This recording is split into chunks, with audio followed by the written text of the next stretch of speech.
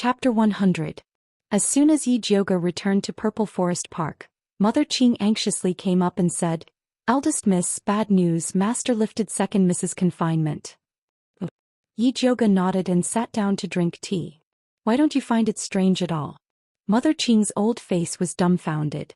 When this news came out, the entire Yi mansion was shocked. "What's so strange about it?" Yi Jioge told him about old Master Su coming out of seclusion and bringing Su Yufeng home. With Yi Yuxuan's personality, he would definitely curry favor with this spirit master father-in-law. Naturally, he would release Yi Xianxia. This old man Su is really an old fool. His daughter did such a thing that's worse than pigs and dogs, yet he still has the face to bring her home. If I were him, I'd directly press Su Yufeng into a pig cage and drown her. Mother Qing said fiercely. "I heard that old man Su is very protective of his people. Tell the people below to behave themselves and don't go out if there's nothing important." Yi Jioge was worried that Yi Yuxuan, that shameless scum of a father, would use her servants to curry favor with his father-in-law. "Don't worry, First Mississippi. They know what to do." Under the training of Mother Qing, the maids of Purple Forest Park were even more sensitive to the movements of the Yi family than rabbits. Seeing the rise of the second Miss, what else could they not understand? Recently they were even more well-behaved than quails. When they passed by the main courtyard, they would make a detour. "They've suffered with me. I'll give each of them a red packet later as a way to calm their nerves." Yi Jioge was also helpless. Yi Yuxuan and Su Yufeng didn't dare to touch her, so they thought about touching the people around her every day. The servants in her courtyard were frightened every 2 or 3 days, and it was hard on them. What's so hard about it? Being able to serve young Miss is their good fortune from their previous life. Mother Qing's words were not boasting. In the Yi mansion, there was no master like Yi Jioge who treated his servants as his own people. Although they would be scared out of their wits by Master and Madam from time to time, Yi Jioge would always come to their rescue in time, making them incomparably touched. Compared to those masters who beat and scolded their servants and often pushed them out to take the blame, Yi Jioge was simply the reincarnation of Buddha. The servants of Purple Forest Park had banded together after being frightened time and time again. Not to mention Yi Jioge was very generous. Whether it was his monthly allowance or his tips, they were all sufficient. "Mother Qing, don't be too harsh on them." Yi Jioge was busy all day long. Apart from Zhenju, who served him closely, he had little contact with the other maids. In the words of Mother Qing, these girls still needed to be trained. "Don't worry, First Mississippi. This old servant knows what to do." Mother Qing had recently discovered that the aptitudes of these 2 young maidservants were pretty good. She was preparing to train them to see if they could become the eldest Mrs. Henchmen in the future. Since Mother Qing said so, Yi Jioge could only let her do whatever she wanted. In the following days, Yi Jioge locked himself in the alchemy room and began refining the detoxification pill for noble consort Shi. The 1,000 silk grass was a very troublesome spiritual material. It had to be soaked in dew for an entire night before the membrane on its surface could be washed off. After washing it, he still had to pick out the messy filaments inside before he could refine pills. Yi Jioge busied himself for the better part of a day before he was done with the 1,000 silk grass. When she was preparing to concoct pills, she suddenly thought of the small bronze cauldron that her fat black rat had given her. She wondered what the effects would be if she used it to concoct pills. Yi Jioge took out the dusty small bronze cauldron. She didn't know what was going on, but the copper rust on it couldn't be washed off no matter how much she washed it. It looked really dirty and broken. If others saw her using this broken cauldron to concoct pills, they probably wouldn't dare to use it. Yi Jioge didn't dare to use the 1,000 silk grass as a test subject. She took some tianqi, borneal, dispersing blood grass, white bull gall, pangolin, huai yam, bitter ginger, and geranium grass to refine the most classic hemostatic pill. After she injected spiritual power into the small bronze cauldron, the small cauldron was like an old cow pulling a broken cart. It slowly grew bigger and bigger. Yi Jioge waited until she was about to fall asleep.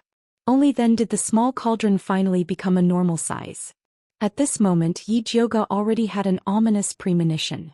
However, she still held on to a glimmer of hope.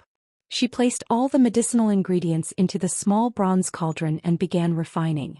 The fire used in Yi Jioge's alchemy room were all ordinary flames.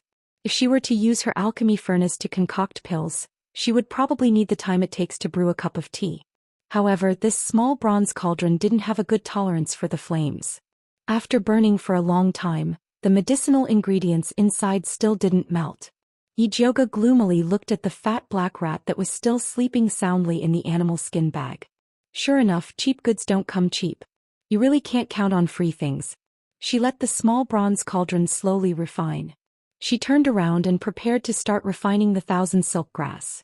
At this time, the copper bell in the corner of the alchemy room rang, indicating that there was something to report.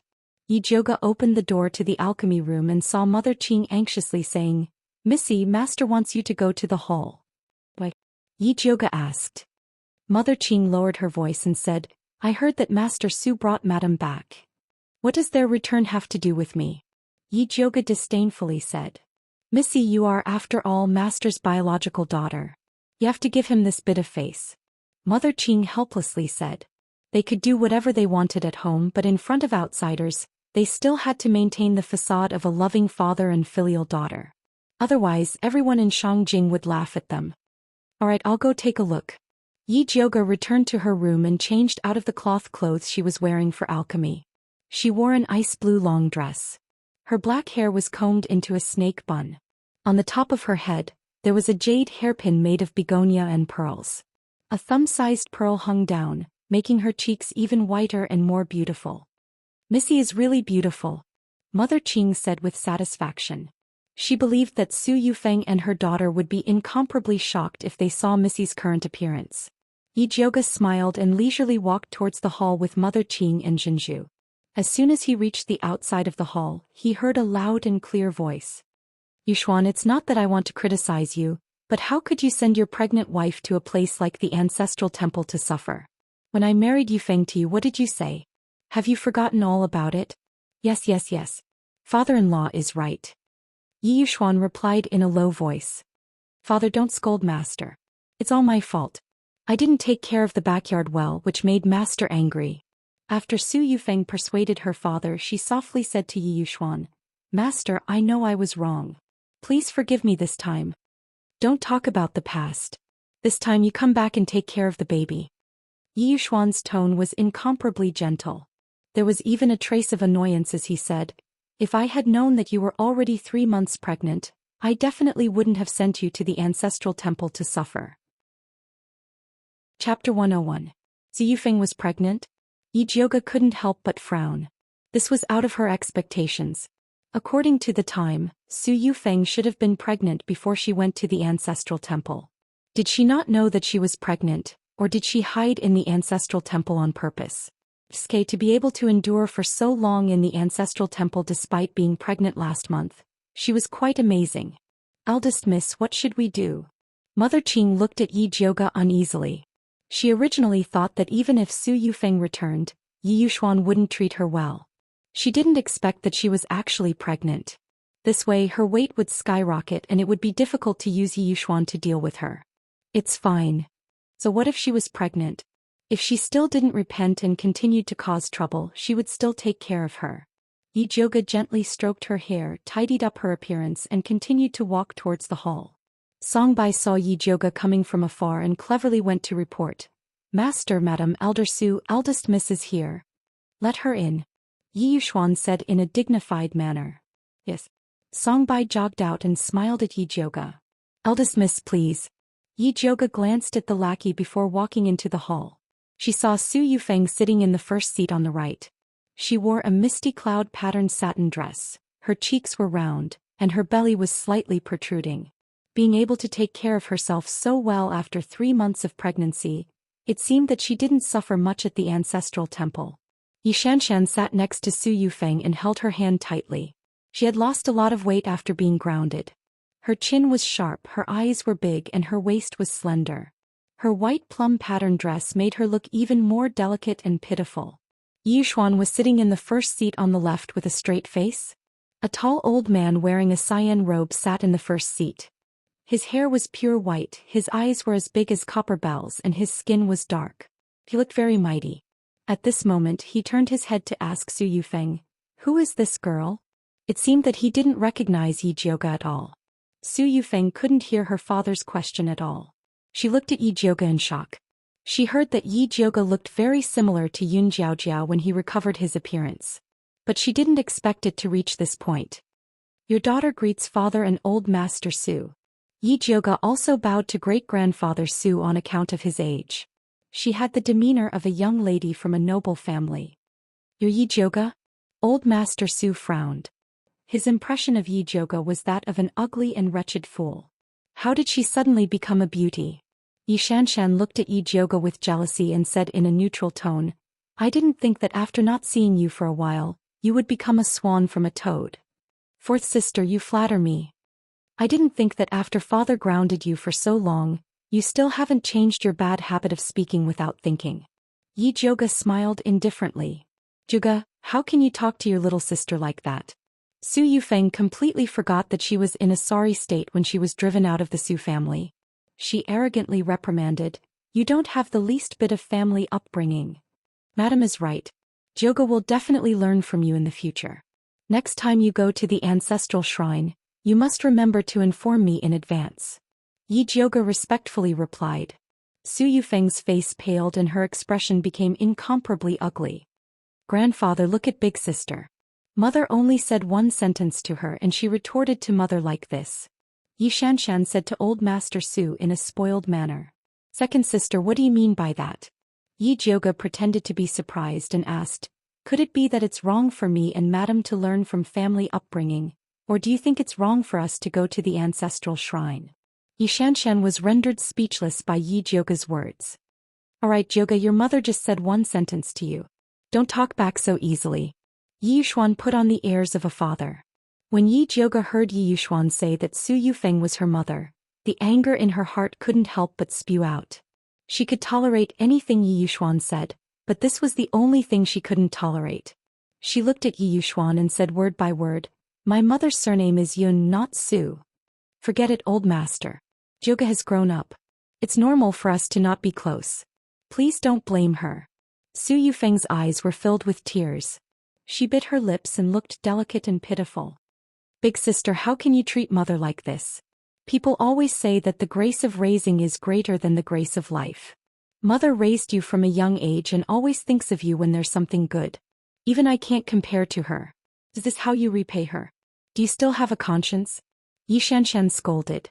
It could be seen that she had been brewing these words in her heart for a long time. That's right. Yi Jioge smiled and said mockingly, if madam hadn't raised me from a young age, I wouldn't have become a famous good-for-nothing ugly girl in Shangjing. Both Su Yufeng and Yi Xianxian's expressions changed. For a moment they didn't know what to say. Enough. Old Master Su suddenly slammed the table and the mahogany table immediately shattered. Previously, others told this old man that the eldest miss of the Yi family is arrogant and despotic. She contradicts the mistress, bullies her younger sister and even looks down on her father. This old man didn't believe it at that time. Now that this old man has seen it with his own eyes, she really is a little hussy who doesn't know the rules. Old Master Su's voice was full of energy, causing everyone's ears to ring. Even the servants outside could hear it clearly. Him using a little hussy to describe Yi Jioge was no different from pointing at her and calling her a little slut. Old Master Su was being overbearing. Yi Jioge didn't plan on backing down. The corner of her mouth curled up and her cold voice rang out. Previously, others told me that old Master Su has a protective nature, inverts black and white and can't tell right from wrong. At that time I didn't believe it. Now that I've seen it with my own eyes, he really is a righteous old thing who bullies the younger generation. Old Master Su had been in Shangjing for so many years, but this was the first time he had been insulted by a junior. He was so angry that his entire body was trembling. Rebellious girl, how dare you speak to old Master Su like that? Hurry up and kneel. Yi Yuxuan slammed the table, looking even more agitated than old Master Su. Yi Jioge didn't say anything. She just stared straight at him and a pair of beautiful eyes that resembled Yun Jiaojiao's shot out a blazing light. Yi Yuxuan felt guilty the moment he saw Yi Jioge's face. He couldn't help but shift his gaze away and dryly said to old Master Su, Father-in-law, Jioge is young and insensible and offended you. Please don't take it to heart. That's right, father, I beg you for my sake, let Jioge off this time. Su Yufeng also stood up and said with tears in her eyes, Jioga lost her mother when she was young, so her personality is a little spoiled. She will be more sensible in the future. Chapter 102. Mother, this isn't the first time big sister contradicts you. You endure it for father every time your daughter really feels sorry for you. Xianxia suddenly turned around and knelt down in front of old Master Su. She cried, "Grandfather, please seek justice for mother." That wronged look, it was as if Jioga had done something unforgivable to them. Good, good, good. Old man Su pointed at Jioga and shouted angrily, "You little hussy relying on Master Yun's power, you don't even put father and mother in your eyes. If you continue like this, you will become a monster. Today this old man will help Master Yun discipline you, this unfilial and disloyal thing." After saying that, he actually raised his palm and slapped towards Jioga. Jioga didn't expect that old man Su, as a spirit master, would actually lower himself to attack a junior like her. It was already too late to take out the Thunder Snake illusionary whip. She could only pour all of her spiritual energy into her hands, preparing to take this move head-on.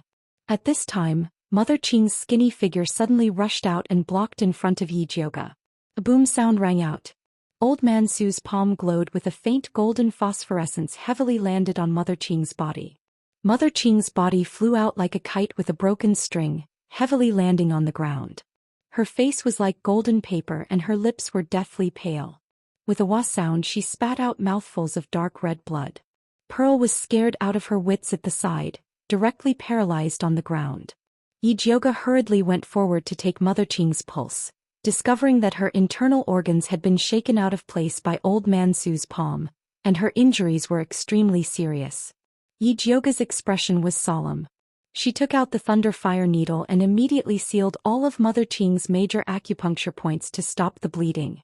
She also took out an essence cultivating pill for her to barely stabilize her injuries. This old man finally knows why Jioga, this little hussy, is so arrogant and willful. So it's all because of these dog servants causing trouble on the side. Old man Su originally wanted to teach Jioga a lesson, but was blocked by an old servant, making him very indignant. Hearing this, Jioga's pupils seemed to be on fire, shooting out rays of extreme hatred. She reached out her hand towards the Thunder Snake illusionary whip wrapped around her waist. "Miss, don't go." Mother Qing used all her strength to press Jioga's hand. Her muddy old eyes were pleading, "Don't let this old servant suffer this palm for nothing." Jioga's body trembled and tears of humiliation flashed in his eyes. In the end, he gritted his teeth and withdrew his hand. Mother Qing was right. I'm not old Master Su's opponent at all. It's not wise to go against him now. Just you wait, one day I will definitely make this rude and overbearing old fellow pay the price. Jioga forcefully spat out the foul air in her stomach. She helped Mother Qing up and coldly said to Yushuan, "Father, your daughter knows her wrongs. Can you let me go now? It's good that you know your mistake. Go back." Yushuan knew that Jioga regarded Mother Qing as his family. Elder Su had taught Jioga a lesson by beating up Mother Qing like this. He nodded and let her go. "Father, you spoil big sister too much. That's why she's so lawless," Xianxia said with dissatisfaction. She wasn't willing to let Jioga leave just like that. "Xianxia, don't say any more. It's good enough that Jioga knows her mistake." Su Yufeng pulled Xianxia's hand and said meaningfully, "We can't make her kneel and apologize." "Why not? Every time I say something wrong and make father unhappy, you punish me to kneel and apologize to father. Why doesn't big sister need to kneel and apologize?" Xianxia pouted and said to old Master Su coquettishly, "Grandfather, don't you think mother favors big sister too much?" Xianxia is right. How can a simple, "I know my mistake" be enough? It's better to make her kneel and apologize to Yufeng. Old Master Su nodded in agreement. "She also has to kowtow and apologize to you.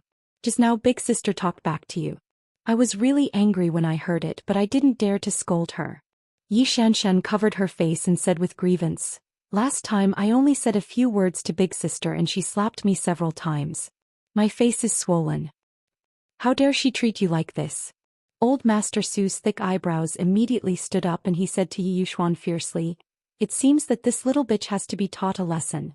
After she kowtows and admits her mistake to Yufeng, Xianxia and the three of us, will take her down and beat her 50 times.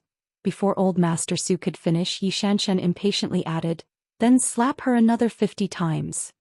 Alright, slap her another 50 times. Treat it as a lesson to her. Old Master Su nodded as if it was a matter of course. That's not good. Yushuan looked left and right, feeling a little awkward. If it was the Yi Jioga of the past, he would have executed it without hesitation. However, he suddenly remembered how good Yun Jiaojiao was and couldn't bear to do it to Yi Jioga's face. What is this? You're too soft-hearted. That's why you spoiled this little bitch to be so lawless. Old Master Su was a little impatient and directly said to the Su family's guards that he brought, "You guys do it yourself and bring this little bitch over here." Yes. The Su family's guards were loyal to Old Master Su and immediately nodded without hesitation to carry out the order. Yi Yushuan frowned and wanted to stop the Su family's guards, but he was pulled back by Su Yufeng. "Old Master, father just came out of seclusion. Don't make him angry. You know his temper. If he gets angry, I'm afraid that even you will suffer," Su Yufeng said in a low voice. Yi Yushuan immediately stopped in his tracks. Old Master Su had a bad temper. When his temper flared up, he didn't dare to ignore it. It was very possible that he would do it to him. Yi Jioga looked at the Su family's guards that were rushing towards him and turned to Yi Yushuan and said, "Father, are you going to let the Su family's people act so presumptuously here? You were disrespectful to your elders first, that's why Old Master taught you a lesson." Yi Yushuan avoided Yi Jioga's gaze. "Old Master, how can you treat eldest miss like this?" Mother Qing's hair was disheveled as she sternly shouted. In her own family's territory, she was forced to kowtow by the Su family's people and was even slapped. They were trying to trample eldest miss to death. "This old servant talks too much. Slap her 100 times first." Su Yufeng's eyes narrowed as a cold light shot out. Yes. The Su family's guards reached out to grab Mother Qing. Yi Jioga's eyes emitted a cold light as her body overflowed with killing intent. She flipped her hand and pulled out the Thunder Snake illusionary whip and injected all of her spiritual power into it. The Thunder Snake illusionary whip turned into a purple lightning snake. With a cold and fierce aura, it fiercely lashed towards the guards. Bang bang bang. Loud sounds rang out. The Su family's guards screamed as they were sent flying.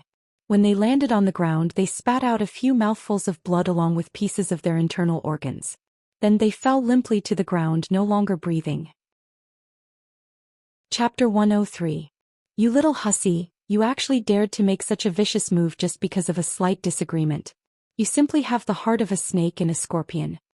Old Master Su watched as the guard he had painstakingly nurtured was killed by Yi Jioga in a single move. The anger in his heart erupted like a volcano, causing his face to turn red. Although these guards weren't spirit guards, they were still carefully selected by him to keep up appearances. "Great-grandfather Su, I respect you as an elder and am extremely respectful towards you. However, in order to help your daughter and granddaughter forcibly seize my Yun family's property, you actually dared to lay such a vicious hand on me.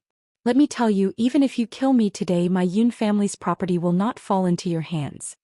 Yi Jioga used his spiritual energy to say these words, which spread far and wide across the entire street. "Damned hussy, what nonsense are you spouting?" Grandpa Su was so angry that his beard trembled. He pointed at Yi Jioga and scolded, "How is my Su family not stronger than yours? Do I need to covet your Yun family's possessions? No matter how big your family's business is, can you leave it to your daughter or your granddaughter?" Yi Jioga sneered and said, "Killing me is not enough. If you have the ability, then kill my father as well. This way your Su family can legitimately come and seize our family property." Not only did Yi Jioga want to kill great-grandfather Su, but he also wanted to ruin the old man's reputation. "Damned hussy, I'll smash your mouth. Let's see if you still dare to talk nonsense." Old Master Su flew into a rage. In the next second he appeared in front of Yi Jioga and attacked her with a golden palm. Yi Jioga swung the lightning snake illusionary whip in his hand, and a purple whip shadow tore through the air towards Old Master Su. Old Master Su neither dodged nor gave way. He raised his hand and wrapped it around the head of the lightning snake mirage whip. A golden light followed the whip and blasted towards Yi Jioga. Yi Jioga felt as if the hand holding the whip had been struck by a heavy hammer. The web between his thumb and forefinger went numb, and the whip was snatched away by Old Master Su. Old Master Su was very satisfied with this spiritual weapon, but he said righteously, "This spiritual whip is a lethal weapon in your hands. You are not worthy of using it. As he spoke, he raised his palm and slapped Yi Jioga's face. This time he used 50% of his strength. If this palm really landed on Yi Jioga's face, his face would immediately be crippled. A furious red light flashed in Yi Jioga's eyes. The thunderfire needle slipped from her sleeve and was pinched between her slender white fingers. She was about to stab it into Old Master Su's heart. At this moment, a thunderous clap suddenly came from behind Old Master Su. Old Master Su's eyes widened, and he immediately countered with a palm strike towards the ambusher. That person suddenly stopped and said mockingly, "Old Man Su, you're an old man with half your body buried in the earth. How dare you attack a little girl? Do you have any shame?" Old Master Su seemed to recognize this voice, and his hands immediately stopped moving. The red light in Yi Jioga's eyes flickered as he quickly withdrew the thunderfire needle. She turned her head to look at the door and saw Dongfeng Ke entering in a wheelchair. His deep, dark eyes were looking at her worriedly. Beside him was a spirit master. He was tall and thin and his eyes were deep. His temperament was like a tall mountain. This man was handsome and his brows showed the vicissitudes of life. There was a very special attraction about him. He was probably the one who stopped Old Master Su. "Gong Shifan, why are you here?" Old Master Su frowned as he looked at the handsome man. When Yi Jioga heard the name Gong Shifan, she was instantly shocked. Could this man be from the Gong family of Hundred Mu City? Hundred Mu City was a spirit city, and its status was much higher than Thunder Country. The current master of the Gong family was said to be an advanced spirit master. He was only one step away from becoming a great spirit master. It was no wonder that Old Master Su didn't dare to fall out with the Gong family. "Last time Pill Master Yi refined pills for my nephew. My big brother was very grateful and specially requested that if I passed by Shangjing I should go and thank you." Gong Shifan smiled faintly. "Master Gong is too polite." Yi Yuxuan hurriedly walked out. He felt very proud to be personally visited by a spirit master. He didn't expect Gong Shifan to change the topic and said with a smile that wasn't a smile, "I didn't expect to see such a good show." Yi Yuxuan instantly felt a little awkward. His father-in-law was shouting at his ex-wife's daughter in his mansion, and he just stood there without saying a word. If this spread out, it would indeed damage his reputation. What's there to see? This little wench is disobedient. What's wrong with me teaching her a lesson on behalf of her father and grandfather? As for you, you are an outsider. What face do you have to interfere with other people's family business? Old Master Su glared and said, "Is that so? But your surname isn't Yu nor Yi. How did this mansion become your family business?" Gong Shifan smiled and said, "My daughter married into this mansion. How is it not my family business?" Old Master Su straightened his neck and said. When Su Yufeng heard this, she instantly felt that something was wrong. As expected, Gong Shifan immediately laughed and said, "Old man Su, your words really opened my eyes. If you had a few more daughters and married them, wouldn't Shangjing be your world?" Even Yi Jioga couldn't help but laugh. He felt that this Gong Shifan was really a wonderful person. Old Master Su blew his beard and was about to quarrel with Gong Shifan, but he was stopped by Su Yufeng. "Father, today is a good day for you to come out of seclusion and advance. Don't let your daughter's troubles ruin your good mood." After saying this, he gave Yi Xianxian a look. Yi Xianxian also knew that it would only be more embarrassing if her grandfather continued quarreling. She hurriedly pulled her grandfather's hand and said coquettishly, "Grandfather, I heard that cousin has already prepared a banquet for you in the Su clan. We'll be going soon. It won't be good to keep the guests waiting." Old Master Su glared at Gong Shifan. With Yi Xianxian's company, he unwillingly walked towards the main entrance. "Old Master Su, please wait for a moment," Dongfeng Ke suddenly said. "What is the matter, Your Highness Prince Dongling?" Old Master Su was still rather polite to Dongfeng Quebec. After all, apart from his identity as a prince, the Bai clan was also not to be underestimated. "May I know where Old Master Su obtained the spirit whip?" Dongfeng Ke looked at the lightning snake illusionary whip in Old Master Su's hand and asked politely. Old Master Su was just about to say that this spirit whip was the weapon Yi Jioga used to kill the Su clan's guards, but Yi Jioga beat him to it and said, "I stole it. Old Master Su wanted to exterminate me and didn't even leave a spirit whip for me." "Old Master Su, this lightning snake illusionary whip was gifted to young Lady Yi by this prince.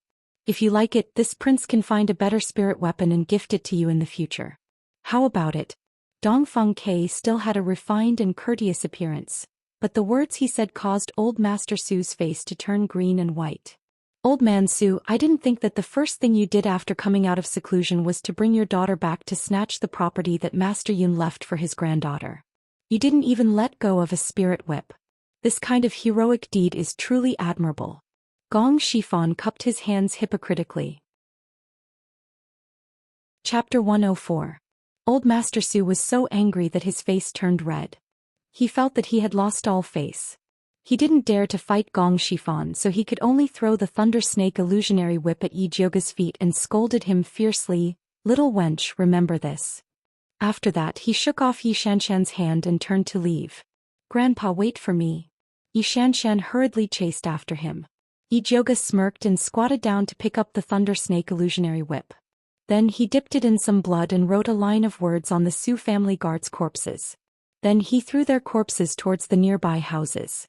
"Jioga, what are you doing?" Yi Yuxuan was shocked and hurriedly tried to stop Yi Jioga, but it was too late. The other corpses flew far away, and only the last corpse landed outside the Yi clan's gate. With a bang, it smashed right in front of Old Master Su's carriage. Old Master Su leaned forward to take a look and felt his vision darken. He was so angry that he almost fainted. There was a line of words written on the corpse of his loyal guard. "Robbing another's family business, ending his line of descendants, he shall die a horrible death." "Grandpa, are you okay?" Yi Xianxian was shocked and quickly patted his chest to help him breathe. Old Master Su caught his breath and was so angry that his eyes turned red. He was about to rush into the Yi clan to settle the score with Yi Jioga. "Grandfather, forget it, forget it. We'll have plenty of chances to deal with her in the future. Why do we have to do it in front of the Gong family and His Highness Prince Dongling?" Yi Xianxian held on tightly to Grandfather Su. When they closed the door, they could deal with Yi Jioga however they wanted. But now that the Gong family and Prince Dongling were both at home, it wouldn't be good for Grandfather to go in. Although Old Master Su was impetuous, he was not a fool. He knew in his heart that his granddaughter was right. It was already known that he had attacked Yi Jioga today. With Gong Shifan's personality, he would definitely spread his scandal everywhere. It was indeed inappropriate for him to kill his way back now. Old Master Su's chest heaved violently. He finally suppressed the anger in his heart and fiercely ordered the carriage driver, "Go." "What do we do with the corpse?" the driver asked cautiously with a pale face. He didn't expect that the guards who were valiantly following Old Master Su would be sent flying out of the Yi family like this. "Take him away." Great-grandfather Su squeezed out these two words through gritted teeth. The coachman immediately carried the guard's body up. He didn't dare to put it in the carriage, so he could only wrap it up in cloth and put it under his seat. Just like that, he rushed back to the Su residence.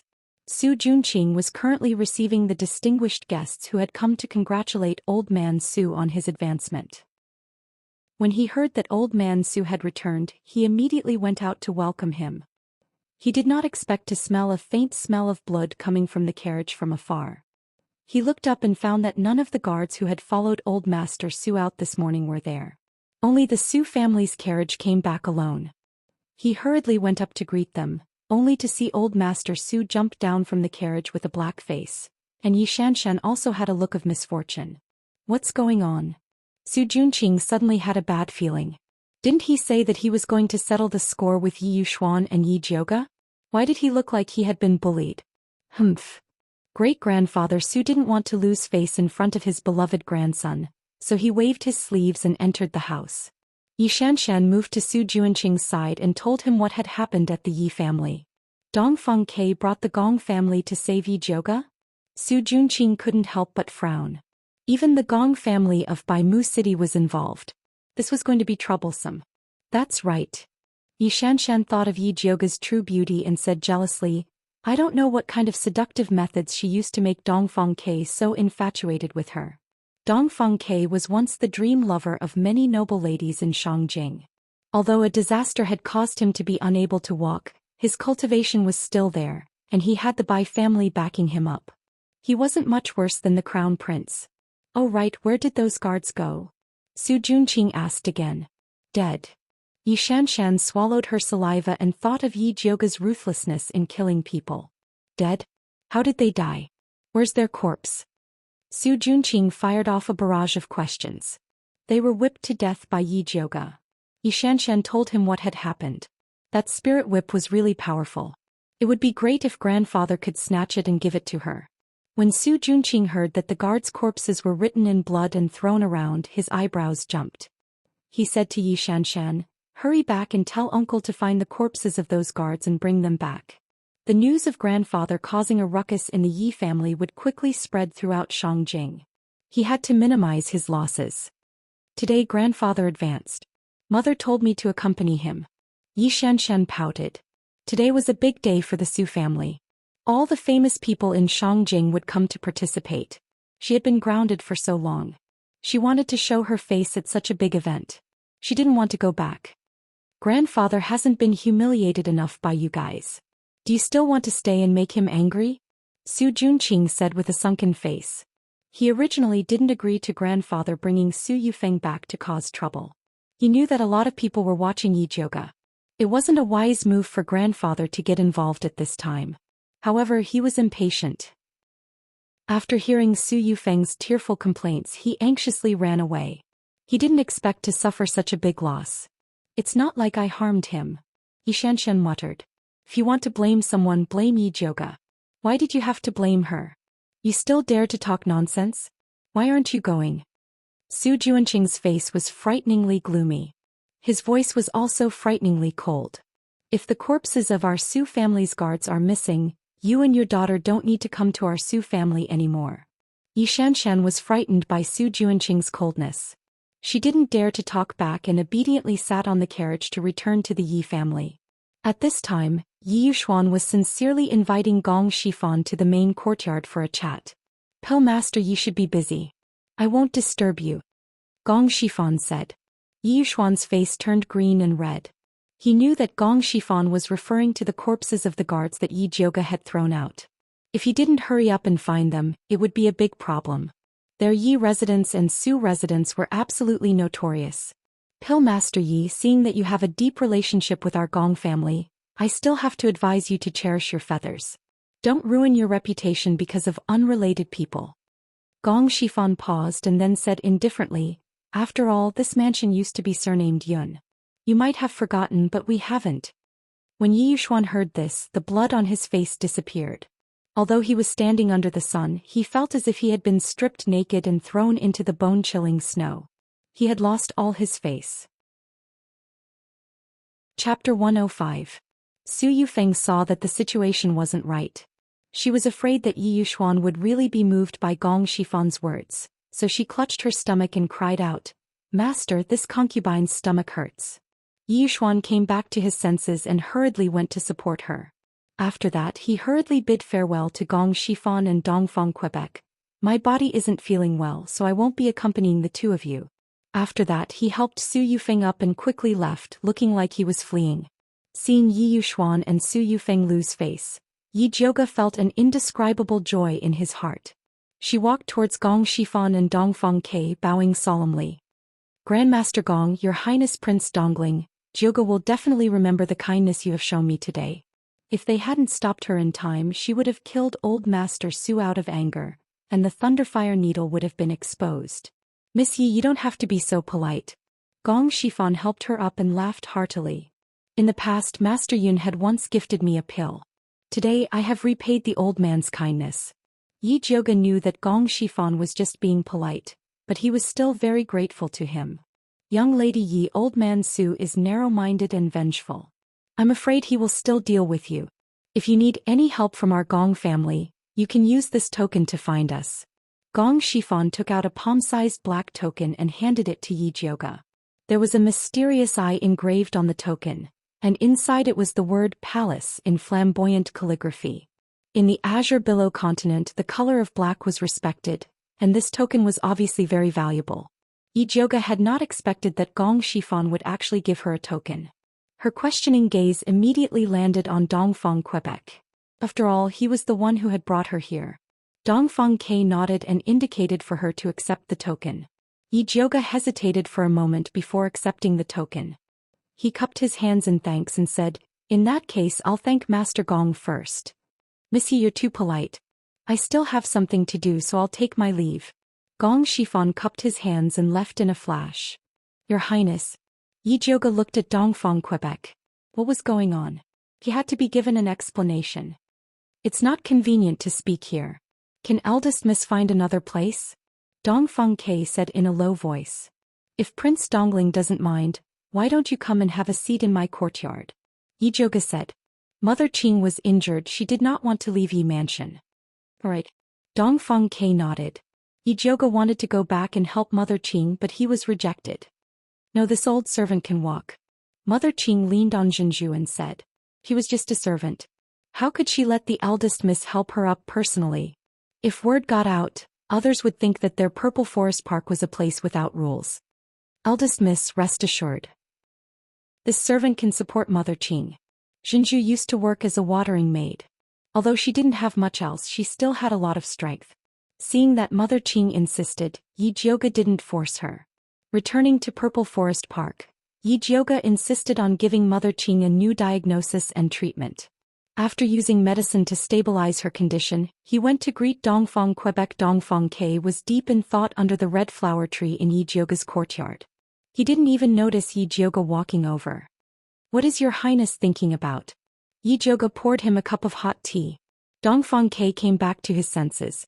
Looking at Yi Jioge's delicate and beautiful face under the sunlight, he couldn't help but lower his eyes and say, "Eldest miss, are you wondering why the Gong family is showing goodwill towards you?" "That's right." Yi Jioge didn't feel that the Gong family and grandfather's relationship was that good. Even if there was a relationship where they gave him medicine, it should be based on a transaction of gold and silver. "That's because I told them that your medical skills are superb. You were even able to cure the demonic poison in my body and noble consort Xi's strange illness." Dongfang Ke raised his head and looked at Yi Jioge apologetically. "I didn't discuss it with you before making a decision. You won't blame me, right? You also want to help me. Why would I blame you?" Yi Jioge smiled and asked, "Does the Gong family have a patient?" And the youngest son of the Gong family's current patriarch not only has a purple aptitude, he also inherited the Gong family's purest eye technique bloodline. At such a young age he has already cultivated the white pupil technique. However, a year ago he suddenly contracted an eye disease and became blind. The Gong family searched for spiritual doctors all over the world to treat him, but unfortunately he still hasn't recovered, Dongfang Ke slowly said. Yi Jioge pondered for a moment, then said, "I haven't seen the Gong family's young master's eyes, so I can't guarantee that I can cure him." The cause of blindness was complicated and not easy to treat, so she didn't dare to boast. "That's not a problem. The Gong family isn't someone who only cares about the benefits in front of them. You just need to be on good terms with them. In the future, if you have news about Great Master Yun, just put in a few good words for the Gong family in front of him," Dongfang Ke said calmly. The Gong family didn't think that Yi Jioge would be able to treat their young master's eyes. What they cared about was Yun Tianwei's reputation. A few years ago they had wanted to use Yi Jioge to find Yun Tianwei. However, at that time, Yi Jioge was simply too useless and had no value in cooperating with him. Only then did the Gong family invite Yi Yuxuan over to refine pills. If Yi Jioge hadn't said that she had obtained the treasure that her grandfather had specially left for her in the 10,000 feet abyss, the Gong family wouldn't have come forward to help her. All right then. How could Yi Jioge dare to say that the matter of her being in the 10,000 feet abyss was fake? She was still searching for her grandfather's whereabouts. However, if the Gong family's goodwill was only for her to help treat the illness, then it wouldn't be a big deal. Her medical skills couldn't be compared to her grandfather's, but it was still much better than Yi Yuxuan's. If she had the chance, she would flip through Yi Yuxuan's medical records and see what medicine he had given to the Gong family's young master. Mr. Shifan is a forthright person and is someone worth befriending. You don't have to worry. Dongfang Ke was afraid that Yi Jioge would feel burdened, so he comforted her. I thought that the relationship between the Gong family and the Crown Prince would be better. Dongfang Ke's eyelids drooped slightly, his tone carrying a hint of ridicule. The Crown Prince always has a good relationship with any aristocratic family. Dongfang Ke's eyelids drooped slightly, his tone carrying a hint of mockery. The Crown Prince had always been high profile, especially when it came to the Gong family. He would make a big fuss, as if he was afraid that others wouldn't know that he had a good relationship with the Gong family. Yi Jiuge immediately knew that if he really had a good relationship with the Gong family, then he and Gong Shifan should have come. It's getting late, I'll take my leave first. Dong Fengke was an outsider after all, so it wouldn't be good for him to stay at Yi Jiuge's place for too long. I'll send you off. Yi Jiuge stood up and wanted to send Dong Fengke off. No need. Dong Fengke waved his hand and said, there are many things to do in your courtyard, go busy yourself. I'll go out by myself. Yi Jiuge thought of Mother Qing's injuries, so she didn't insist and asked Xinju to help send the guest off. When she returned to Mother Qing's room, she saw Mother Qing propping herself up and anxiously saying, young miss, why aren't you sending His Highness Prince Dongling off? This was such a good time to be alone. Chapter 106. His Highness doesn't allow me to send you off. Also, I'm worried about you. Yi Jiuge and Dong Fengke had known each other for a while and knew that he wasn't a pretentious person. If he said he wouldn't let her off, then he really wouldn't let her off. His Highness Dongling Wang was just being polite. Why did you take it so seriously? This old servant is fine now, there's no need for you to worry. Mother Qing was so angry that she almost vomited blood again. Why was her young miss so dense? She had finally recovered her true appearance and was taking the opportunity to get to know young talents everywhere. Why was she still pushing away talents? How could she find a good husband like this? Yi Jiuge didn't understand Mother Qing's intention to create a chance for her and Dongfang Quebec. She thought that her injuries had worsened and quickly stood up. Rest well, I'll go refine some blood-clotting pills for you. Then she left without waiting for Mother Qing to speak. Yi Jiuge arrived at the pill refining room and saw the pill fire under the bronze cauldron slowly extinguishing. She just remembered that she was refining the blood-clotting pills. Now it could be put to good use. It was just that he didn't know what grade of pill this slow cauldron was going to refine. Yi Jiuge casually opened the cauldron and a faint medicinal fragrance instantly filled the entire pill refining room. At this smell, could it be a high-grade pill? Yi Jiuge was startled and was about to refine the pill. Suddenly, a fat black figure flew to the side of the cauldron like lightning. It turned out that the fat black rat that had been sleeping at the side had suddenly woken up. It puffed up its cheeks and its face immediately turned into a pufferfish. What are you doing? Yi Jiuge suddenly had a bad feeling and quickly reached out to grab the fat black rat. However, the fat black rat spat a mouthful of colorless and odorless saliva at the cauldron. Damn! Yi Jiuge didn't have time to teach the fat black rat a lesson and quickly fished out the pills. The blood-clotting pills that should have been red had turned white.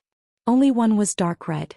Yi Jiuge fiercely looked at the unhygienic fat black rat, causing her to waste a cauldron of pills. The fat black rat still didn't know that it had caused a disaster. It stretched out its little paw and shouted at Yi Jiuge, "Pippi." It looked like it was asking her for money. You have to eat the saliva that you spat out yourself. How disgusting. Yi Jiuge said disdainfully. Pippi. The fat black rat stamped its feet and puffed out its round cheeks.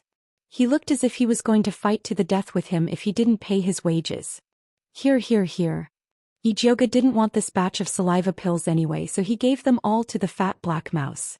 The fat black rat was very professional. It only took the crimson pill and held it with its two little claws. It puffed up its cheeks and gnawed on it, leaving the rest untouched. Yi Jiuge saw that it was eating with gusto and thought of its usual behavior as a nouveau riche. He couldn't help but wonder if there was really something special about this pill. She picked up a white pill and opened her spiritual eye to take a closer look. The surface of the pill was simple and unadorned, but the medicinal properties inside were evenly distributed. The most amazing thing was that there was no pill poison at all. It was frighteningly pure. One had to know that medicine was 30% poisonous. The grading of elixirs was based on the amount of impurities in the elixir. The fewer the impurities, the stronger the medicinal effect and the higher the grade. No matter how powerful a pill refiner was, they would not be able to concoct a pill without any impurities. The pills that the fat black rat concocted were simply top grade. How did it do it? Could it be related to the saliva it spat out earlier? The more Yi Jiuge thought about it, the weirder it got. Seeing that there was still a bit of crimson pill left in the fat black rat's claws, he immediately snatched it over. Pippi. The fat black rat angrily jumped up and bared its little white teeth at Yi Jiuge. You dare to snatch this lord's pills? Be careful that this lord will bite you to death. I'm just taking a look. I'll return it to you later. Yijioga carefully examined the crimson pill and realized that this pill was the complete opposite of the white pill. It was completely made up of pill poison, and it was not an exaggeration to call it a poison pill. It seemed like all the impurities in the previous batch of pills were concentrated on this pill. Could it be that this little fellow was a rare divine beast? Yijioga looked at the poison pill and then looked at the stupid fat black rat. No matter how he looked at it, he couldn't link it to a divine beast. Pippi. The fat black rat stretched out its meaty claws and looked as if it wanted to quickly return it to this lord. Yijioga really couldn't figure anything out and could only return the pill to it. The fat black rat took back the pill and slipped behind the table. While gnawing, it peeked at Yijioga as if it was worried that she would snatch its food. Yijioga gave it a supercilious look and then put away the rest of the blood-clotting pill. Although Mother Qing's injuries had stabilized, the injuries to her internal organs could not be healed immediately. It would take a long time to recuperate. When Yijioga came in, Mother Qing had just coughed up blood on her handkerchief. When she saw Yijioga come in, she quickly put away her handkerchief and said with a smile, "I just spat out another mouthful of extravasated blood. My chest feels much more comfortable." "You still feel comfortable after spitting out blood?" Yijioga knew that Mother Qing was definitely comforting her. Grandpa Su's palm was so heavy and she was so old. How could she be fine? "It's nothing. I'll be fine in 2 days." Mother Qing shook her head and said, "I just refined a batch of blood-clotting pills. You can try one." Yijioga took out a jade bottle and poured out a milky white blood-clotting pill. "I'm already fine. Why would I need to eat pills? Eldest miss, you can keep it for yourself. By the way, Lord Bai and Lord Wan often travel outside. What they need the most is this kind of pill. If you send it to them, they will definitely be very happy." Mother Qing felt that since she was staying in the courtyard and did not go out, she could slowly recuperate from her injuries. Eating pills was too wasteful. Yijioga knew that Mother Qing always felt that a servant like her did not deserve to eat good pills. She was very stubborn on this matter. So he changed his words, "This batch of pills is a new formula that I developed. I don't know how effective it is. So I want you to help me test the efficacy." "Test the efficacy?" Mother Qing immediately nodded her head in agreement. Yijioga was afraid that the efficacy was not enough. So he directly gave her 2 pills. Mother Qing swallowed it without hesitation. She suddenly felt 2 clear springs rising from her dantian. The originally dull pain in her internal organs was so comfortable that it did not hurt at all. "Eldest miss, the pills that you refined are too powerful." Mother Qing was old and had suffered countless injuries. So she was very clear that she would have to lie in bed for at least 1 or 2 months. But she did not expect that after eating 2 pills from Eldest Miss, she would actually be fine. It was even more powerful than the best quality blood-clotting pills sold in pharmacies. As long as it's effective. Yijioga was very satisfied with the effect of this pill. She decided to use the small bronze cauldron to refine the detoxification pill for noble consort Shi. However, she was worried that the fat black mouse had already spat once today. She was afraid that it would not be able to spit out anymore. So she decided to refine it tomorrow. Chapter 107. After dinner, Yijioga sat on the chair and began to think about things. Thinking about how to detoxify imperial concubine Shi. Thinking about whether the news of Nurse Su's death had spread. Thinking about the young master of the Gong family who had an eye disease. At this time, Pearl came over with a cup of freshly brewed rose tea and said softly, "Eldest miss, drink tea." Although Mother Qing had recovered after taking the hemostasis pill, Yijioga still asked her to continue to rest in bed and recuperate, so Pearl went into the room to serve. Yijioga took a sip of the rose tea and asked, "What are Master and Madam doing now?" "I heard that Master sent a lot of guards to go door to door to find the corpses of the guards of the Su family. Now 5 have been taken back and the last one can't be found. Madam is so anxious that she can't even eat," Pearl said with a smile. When the people of Purple Forest Park heard that the people of Ink Garden were not living well, they felt indescribably happy. Yijioga's mouth hooked up, showing a satisfied smile. This was the effect she wanted. She thought that this was enough to damage the face of the Su family and Yi Yushuan, but she didn't know that Wan Xiang still had a surprise waiting for her. At this time, Jinju said another piece of news. "By the way, eldest miss, This servant heard from a maid in the sprinkling courtyard that the garbage collected from our courtyard has been turned into a mess recently. Many maids in charge of cleaning have been scolded, and their monthly wages have been deducted a lot. Pearl was the child of a family and was very popular in the sprinkling courtyard. Although she was promoted to a maid in Purple Forest Park, she often went back to see her former sisters. She didn't put on airs at all, so everyone liked to talk to her about everything. The entire Yi mansion was cleaned by the sprinkling courtyard. They went out early and returned late. They often saw some strange things and told Pearl as a joke. When Yi Jioga heard this news, she immediately thought of the person who was watching her in Yi mansion. Could it be that person guessed her movements from the garbage sent out by Purple Forest Park? Yi Jioga pondered for a moment and ordered Pearl, "Go to the sprinkling courtyard and ask when the garbage has been turned over and if anyone has turned it recently." "I know." Pearl nodded. Mother Qing also told her that Zilean Garden was being monitored, so she paid special attention to collecting these clues. "You've done well in this matter. After it's done, I'll reward you handsomely." Yi Jioga felt that Pearl really had the talent to be an intelligence agent. It was a pity that she was just a mortal and didn't have spiritual roots. Otherwise, he could have nurtured her well. "Thank you, young Mississippi." Pearl smiled happily. The reward was not the most important thing. The most important thing was that the first miss did not conceal her appreciation, which made her feel that she was an unusual maidservant. "All right, if there's nothing else, you can go now." Yi Jioga looked at the dark sky outside the window and decided to go out for a stroll. "Yes." Pearl retreated tactfully. Yi Jioga returned to the inner room and changed into his night clothes. Like a ghost, he evaded the patrolling guards in the manor and sneaked into Yi Yuxuan's study to search for the place where he hid the medical records. At this moment, Zishang's lazy voice rang out. "Left corner." "You're awake?" Yi Jioga immediately straightened up. Zishang had just woken up and was using the soul contract to secretly read Yi Jioga's memories so that he could understand what had happened while he was away. He just happened to read that Yi Jioga wanted to find Yi Yuxuan's medical records, so he casually gave her some pointers. Although Yi Jioga had a lot of questions to ask Zishang, she knew that now was not the time. She followed Zishang's pointers and walked around the left corner. Sure enough, she found a secret compartment under a floor tile. There was a large brown book and a small red booklet inside. The large booklet recorded Yi Yuxuan's connections. The small booklet recorded his most important clients. The medical record of Gong family's young master Gong Baiyu was in it. Yi Jioga carefully flipped through the case and found that Gong Baiyu's illness was indeed very strange. No, it should be said that he had no illness at all. Aside from being unable to see, he didn't feel any discomfort. His pulse was also very healthy and strong, and there were no signs before he lost his sight. This kind of illness without any evidence was the most difficult to treat.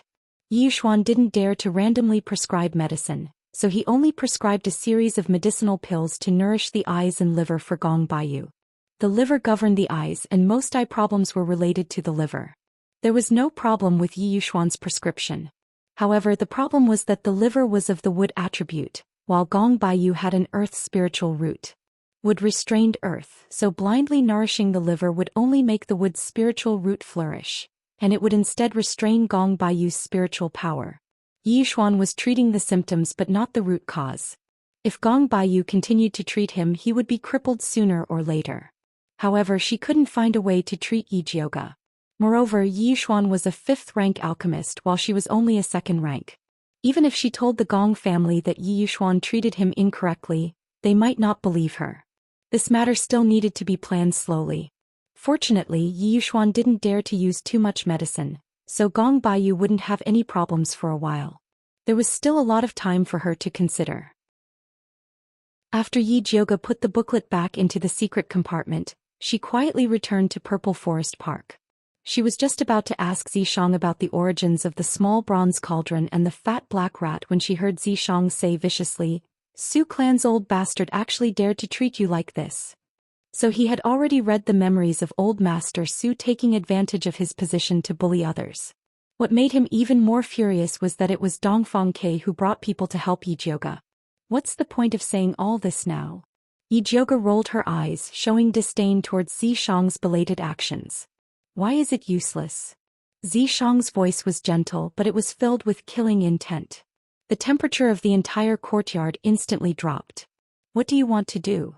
Yijioga suddenly had a bad feeling in her heart. Naturally, I want to help you take revenge. Zishang's tone was cold and his killing intent was everywhere. Old man Su is a spirit master, he isn't that easy to deal with. Yijioga frowned. This was the human race's territory. If Zishang accidentally exposed himself, it would be troublesome. You don't need to worry about this. Just as Zishang finished speaking, Yijioga felt pain from the purple mark on her wrist. She pulled up her sleeve and looked down. She discovered that the purple mark seemed to be on fire, and a snake-shaped purple light shot towards the Su clan. Zishang, don't do anything rash. Yijioga yelled in exasperation. Old Master Su was considered to have some status in Shangjing. If something really happened, the Su clan definitely wouldn't let it go. What if they found out that it was her? Don't worry, this sovereign won't kill him. Zishang said calmly. Then what do you plan to do? Yijioga couldn't be at ease without asking clearly. You'll know tomorrow. Zishang's voice gradually sank as if he had gone into hibernation again. Yijioga was about to vomit blood. This unreliable demon snake, why did it always cause trouble for her before it went into hibernation? Chapter 108. How could Yijioga wait for tomorrow? She used the Yi clan's special signal to summon Yiyu. After about the time it took to drink a cup of tea, Yijioga's window was lightly knocked. She opened the window and there was no one outside. If it was someone else, they would have been scared half to death. Yijioga skillfully said, "Come in." Something brushed past the window and then Yiyu appeared in Yijioga's room, revealing a white jade-like beautiful face. "Big Miss, why are you looking for me?" Yiyu had been cultivating and hadn't been summoned by Yijioga for a long time. "Help me keep an eye on the Su clan. If anything happens, report to me immediately," Yijioga said and then added seriously, "Keep an especially close eye on old man Su." He was a bit shocked. Although he was in closed-door cultivation, he knew that today was the day old man Su was going to hold a banquet to welcome guests. Did Big Miss Yi mean that someone would dare to cause trouble at this time? However, he saw Yijioga's serious expression and didn't dare to ask. He nodded and said, "Okay, I'll go now." "Be careful, don't let them find you," Yijioga said. Although Yiyu's cultivation had improved a lot, old man Su was still a spirit master, so he had to be careful. "Big Miss, don't worry. I know what to do," Yiyu said and disappeared into the night. That night Yijioga couldn't sleep well. She kept calling out for Zishang in her heart but didn't get any response. Yiyu didn't come back for the whole night and didn't know what was going on with the Su clan. Before the sun rose, Yijioga couldn't lie down anymore. She got up and looked in the mirror to find that her face was unspeakably ugly. Her eyes looked like they had been punched twice. Pearl fetched water and saw Yijioga's dispirited appearance. She was shocked and quickly asked, "Big Miss, what's wrong? Didn't you sleep well last night?" "Nothing." Yijioga took the warm cloth that Pearl handed over and wiped her face. She was really worried about the Su clan and was thinking whether to look for Dongfang Ke to help her gather information or Wanxiang. Zhenju thought that Yijioga was worried about the trader in the Yi mansion, so she said, "Eldest Miss, I went to the sprinkler room last night and asked carefully." During this time, 7th concubine's maidservant Yuan Yang often inquired about news in the sprinkler room. She liked to ask about our purple forest garden the most, so they all suspected that it was Yuan Yang who went through the garbage in our yard. 7th aunt. Yijioga raised his eyebrows. He didn't expect it to be her. As a concubine, why didn't she want to fight for power and favor with Su Yufeng? Why did she come to oppose her? Could it be that she was a spy that the Empress had placed in the Yi mansion? "I heard that 7th concubine's cultivation base has improved again recently, and she's ready to become an intermediate spiritualist." Zhenju revealed another piece of gossip. She advanced again? Yijioga was shocked. She remembered that 7th aunt had entered the family 2 years ago when she had just become a rudimentary spiritualist. Although her cultivation base had improved a lot with the help of Yi Yushuan's medicinal pills these years, there should still be a long way to go before she became an intermediate spiritualist. Unless she got a good medicinal pill that could improve her cultivation base while crying. However, with Yi Yushuan's stingy character, it was impossible for him to give it to her. It seemed that this 7th aunt had a lot of secrets. Yijioga was contemplating when the voices of 2 young maids suddenly came from outside the door. Eldest Miss, slaves Yudi and Hua Dai have something to report. Yudi Hua Dai. Ijoga came back to his senses and thought about it. He remembered that there were indeed two such maids in his courtyard. They were the descendants of the Yun family's elders. Their aptitudes were good. Mother Qing had recently begun to let them train their bodies. Let them in. Ijoga ordered Zhenju. Yes.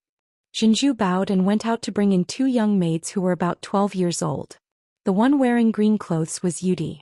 Her eyes were quite elegant, and it could be seen that she was a calm and steady person. The one wearing pink clothes was Hua Dai. The corners of her mouth were curved like a smile. At first glance it could be seen that she was a clever girl. Both of them had very mixed pseudo-spiritual roots. Although they could not advance to spirit practitioner, they had no problem in training their bodies. Slaves Yudi and Hua Dai greet eldest miss. The two maids knelt down and bowed to Ijoga. Get up. Ijoga signaled Zhenju to help the two young maids up. Then he said, Our Purple Forest Park does not accept this kneeling ceremony. You two are still young. Don't kneel so easily. Otherwise your knees will suffer in the future. Yes. Yudi and Hua Dai bowed obediently, but in their hearts they were very happy. They had long heard that eldest miss was a generous master. Today it seemed that it was true. You two just said that you had something to report. What is it? Ijoga asked. Replying to eldest miss, this slave just heard something from the gatekeeper. It said that a corpse suddenly fell from the sky from Lord Su's house on our street. His family was so scared that they immediately reported it to the authorities. Now the corpse has been sent to the Ministry of Justice. The people from the Ministry of Justice invited Master to take a look. Needless to say, this corpse was a Su family guard. This Lord Su is really a wonderful person. Ijoga couldn't help but laugh. Yesterday the quarrel between her and old man Su should have been heard by everyone on the street. Everyone else gave face to Yi Yuxuan and returned the corpse of the Su family guard. Only this Lord Su wanted to send it to the Ministry of Justice. Clearly he wanted to make things difficult for Yi Yuxuan. I heard that Madam is so angry that she is bedridden. These few days she has been taking medicine to protect her pregnancy. Hua Dai said boldly. The corner of Ijoga's mouth hooked up. He didn't have any sympathy. Su Yufeng came back and caused trouble. She deserved to get sick from anger. Zhenju, tell the carriage house to prepare a horse for me. I want to make a trip to the Ministry of Justice. Ijoga believed that with Wan Xiang there, the matter of the Su family guard would not be easily settled. She could go over and help out. Yes. Zhenju nodded and asked, Does eldest miss want to bring people out? When Yudi and Hua Dai heard this, their eyes immediately lit up. Let them go out with me. Ijoga usually didn't like to bring people out. But now that she thought about it, it was necessary to cultivate some capable trusted aides. Thank you, eldest miss. The two servant girls immediately bowed to Ijoga with joy. Eldest miss, do you want to tell Mother Qing? Zhenju asked in a low voice. Ijoga said. These servant girls had always been under Mother Qing's control. She did need to be told. Yes. The two servant girls could already imagine Mother Qing's nagging. They drooped their shoulders and walked out. Ijoga suddenly found it a bit funny. It seems that I'm not the only one who is afraid of Mother Qing's nagging. When Ijoga was ready to leave, Yudi and Hua Dai walked out of Mother Qing's room. The two of them seemed to have been reprimanded. Their little faces that were full of joy just a moment ago became very calm. They didn't dare to say a word. Ijoga was very satisfied with this. After all, she was going out. It was good for the two servant girls to be more steady. She brought the two servant girls to the carriage and walked towards the Ministry of Justice. Chapter 109.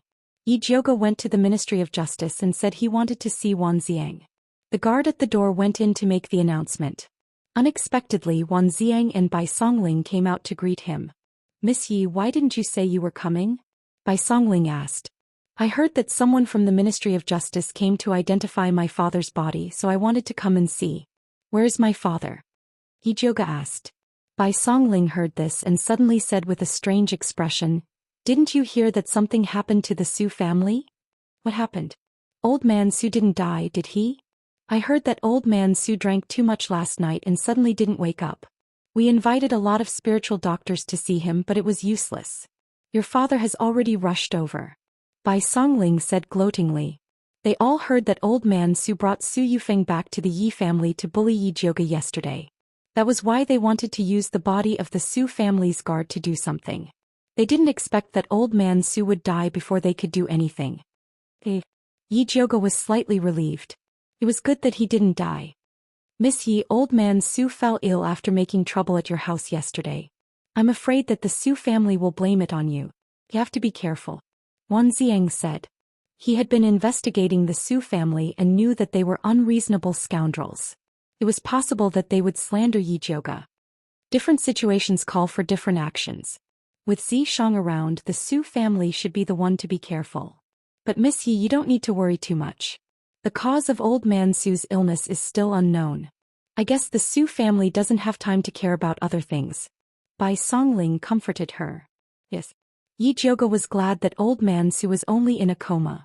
If he really died suddenly, the Su family would definitely bite people everywhere like a mad dog. This is not a good place to talk. Why don't we go to the Yuwu tea house? Bai Songling had something to ask Yi Jioge. Yi Jioge also had something to ask them for help. Miss Yi, get in the carriage first. I will go back and tell them to send the body back to the Su family. Bai Songling squinted her eyes and smiled. It'll make the Su family more trouble. Yes. Yi Jioge nodded. Bai Songling and Wan Xiang went to the Misty Rain tea house together after explaining everything. Bai Songling waited for the waiter to serve tea and snacks and told him something about the Su family. Then she asked Yi Jioge. By the way, Aunt Hongxiu sent a message yesterday saying that Nanny Su was missing. She couldn't find her in the entire harem. He guessed that something might have happened to Nanny Su. I wonder if Miss Yi has heard of this news? Ever since Yi Jioge revealed wet nurse Su's identity as an evil cultivator, Aunt Hongxiu had been paying close attention to her every move. Therefore, when they found out that she was missing, they immediately spread the news. Bai Songling compared the time and found that the day when Mammy Su disappeared was the day when Yi Jioge went into the demonic beast forest to collect herbs. She had some guesses in her heart. I haven't heard of this before. Do you think the Empress sent Nanny Su to do something else? Yi Jioge said casually. She was not worried that others would suspect her. After all, with her cultivation, it was impossible for her to kill Nanny Su no matter how she looked at it. She just needed to hide the demonic weapon, the Thunder Snake illusionary whip. Hearing what you said, I remember something. The Ministry of Penalty just received the news from Hupu County this morning, saying that female corpses were also found there 10 days ago. However, the courier station they sent the news was suddenly destroyed that day, so the Ministry of Penalty didn't get the news until now. Bai Songling had planned to go to Hupu County with Wan Xiang today to have a look. Do you suspect that these female corpses were done by Nanny Su? Yi Jioge asked. It shouldn't be her. The case in Hupu County and that in Heong County should be done by the same person. When the accident happened in Hupu County, Nanny Su was still in the palace. However, even if it wasn't Nanny Su, the murderer must be related to her. Maybe they are in cahoots with Su Junqing. But I don't know why they appeared in Thunder Country.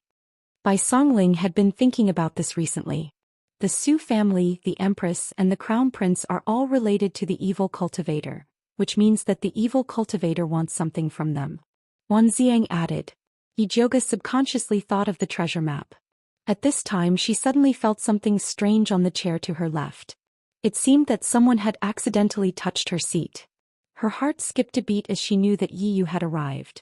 She could even feel Yi Yu's messy breath. He must have thought of the treasure map. Yi Jioge was about to find an excuse to leave. Unexpectedly, Wan Xiang also noticed Yi Yu's strange behavior. He shouted to the corner behind Yi Jioge, "Who's there?" Bai Songling reacted very quickly. With a flash of green light in her hand, a green vine shot out instantly. "Don't do it. He's one of us." Yi Jioge raised his hand to stop Bai Songling's vine. Wan Xiang, who was preparing a fireball, suddenly stopped and asked in confusion, "One of us? You come out." Yi Jioge turned to the corner and said. The shadow in the corner twisted and Yi Yu's figure appeared. The Yi family. Unexpectedly, Wan Xiang recognized Yi Yu at a glance. "Brother Wan, how do you know him?" Yi Jioge asked curiously. "The Crown Prince and the Su family have been looking for him. Even we have heard about it." Bai Songling and Wan Xiang worked in this field, so they knew a lot more than ordinary people. Why are the crown prince and the Su family looking for him? Yijioga pretended to ask. She wanted to test whether Bai Songling and Wan Xiang knew about the treasure map. You'll have to ask young Master Yi, Wan Xiang said. It seemed that he didn't know anything. Yi didn't say a word.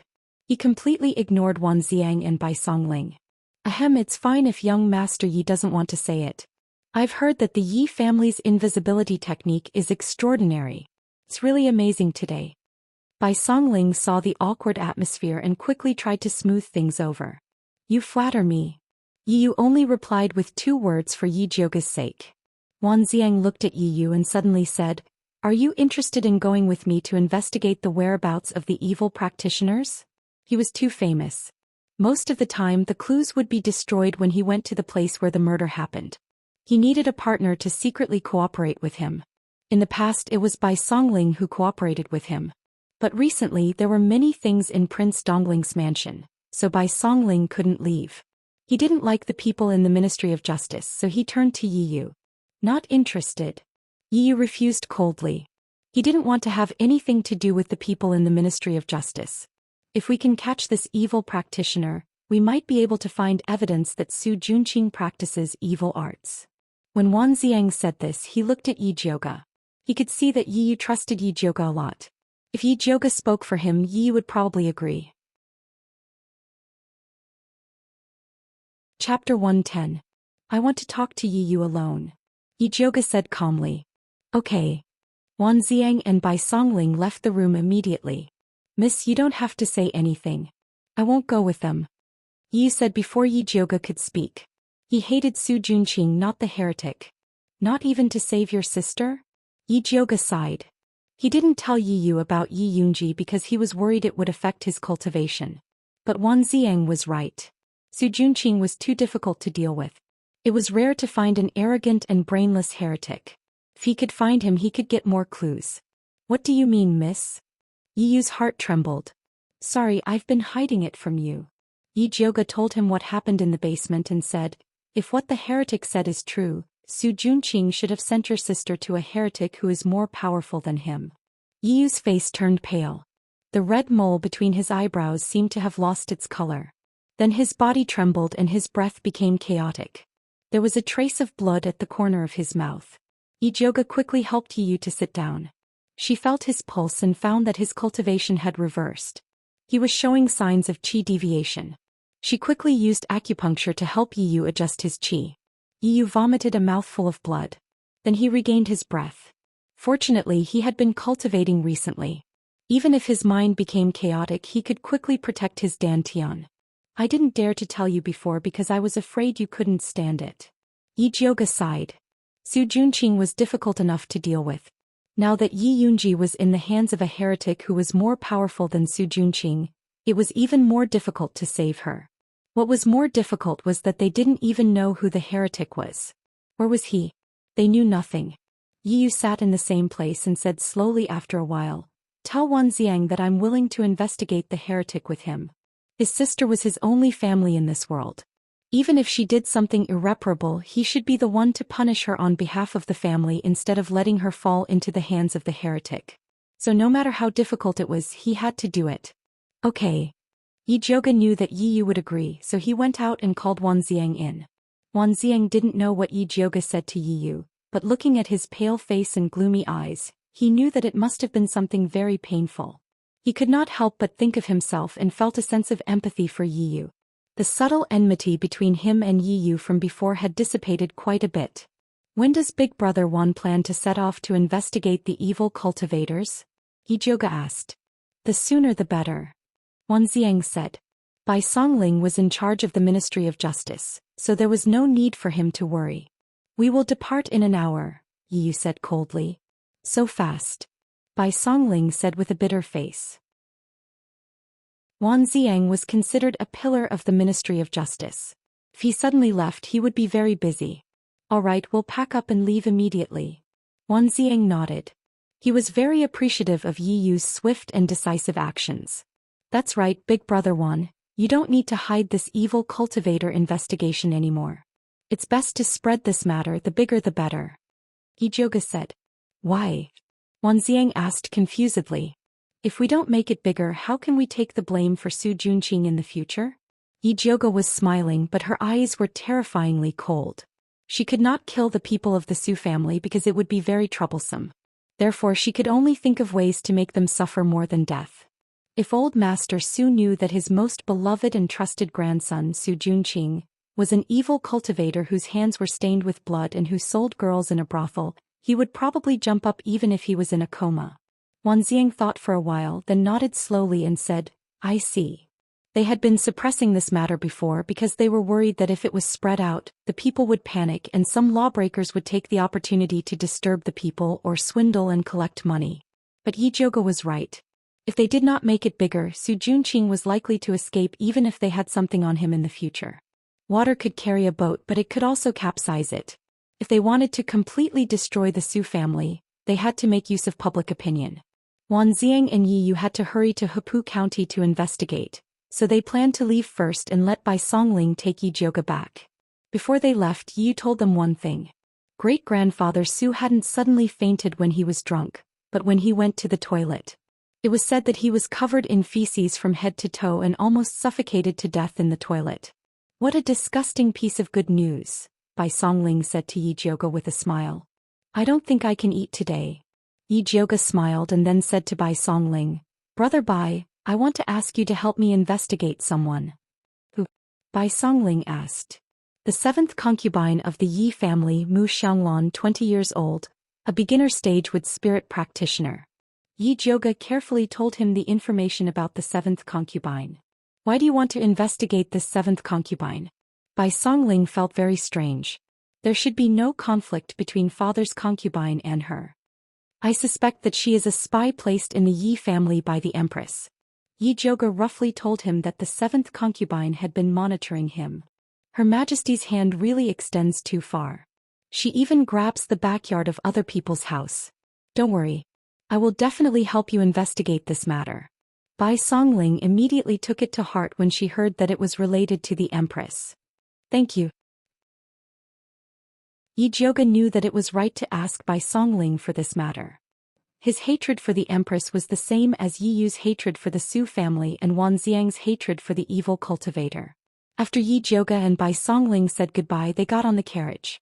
He saw that Yu Dai and Hua Dai were sitting obediently in the car. They didn't ask too many questions and behaved quite well. Yi Jioge was quite satisfied with them and decided to go back and say good things about them to Mother Qing. When she returned to Purple Forest Garden, she happened to see Mother Qing walking in the yard. She suddenly frowned. Who let you out? This old servant is about to go moldy, so I want to go out for a walk. Mother Qing smiled flatteringly. It's better to go moldy than to leave a root cause of illness. You are already so old, do you still want me to teach you? Yi Jioge was really angry. This old servant knows her mistake. Mother Qing said with a bitter face. Usually she was the one nagging others. This time she was caught by Yi Jioge and severely reprimanded. She was also complaining in her heart. The two servant girls, Yu Dai and Hua Dai, covered their mouths and snickered. Yi Jioge turned around and ordered them, help Mother Qing in to rest. The two servant girls hurried over and intimately held Mother Qing's hand. They smiled flatteringly and said, Mother Qing, let us help you in. Yi Jioge then went to the alchemy room. The fat black rat was still sleeping in her animal skin bag. This fat rat was in a state of deep sleep for most of the day. It was almost comparable to Zishang. You dare to compare this sovereign with this rat? You have guts. Zishang's lazy voice sounded. Chapter 111. Yi Jioge didn't expect Zishang to wake up at this time. After a moment of daze, she immediately asked, Tell me, what did you do to old man Su? Nothing, I just sealed his 5 senses. Zishang said faintly. That's too cruel. Yi Jioge was speechless. She knew Zishang was cruel, but she didn't expect him to be this cruel. Sealing one's 5 senses was isolating one's reaction to the outside world. Unable to speak, unable to move, unable to feel anything, but one's mind was still very clear. This feeling was as terrifying as sinking into the darkest sea. Old man Su was probably going crazy. I'm already very kind.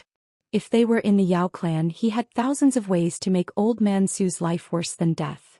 Then I thank you on his behalf. Yi Jioge said sincerely. I helped you vent your anger, don't you want to reward me? Zhishang appeared and pulled Yi Jioge into his arms. Did I beg you to go? Yi Jioge pushed him away very coldly and heartlessly.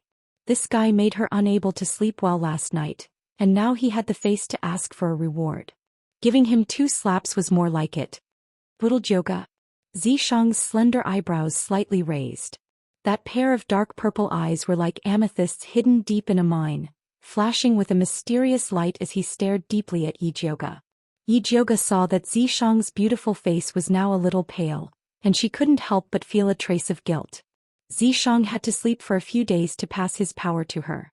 This time, dealing with old man Su must have consumed even more Yao energy. No matter what, he was trying to help her, and it wasn't right for her to be so heartless to him. Take the reward. Yi Jioge extended his index finger and said very generously, suck as much as you want. Zhishang looked at Yi Jioge's slender and white index finger and revealed a trace of a smile, as beautiful as a blooming epiphyllum in the night. This was the first time Yi Jioge voluntarily let her suck his blood. Although it wasn't what he wanted, it was better than nothing. Zhishang put Yi Jioge's finger in his mouth, bit it with his sharp snake teeth and gently sucked. Yi Jioge was originally worried that he would cause trouble again.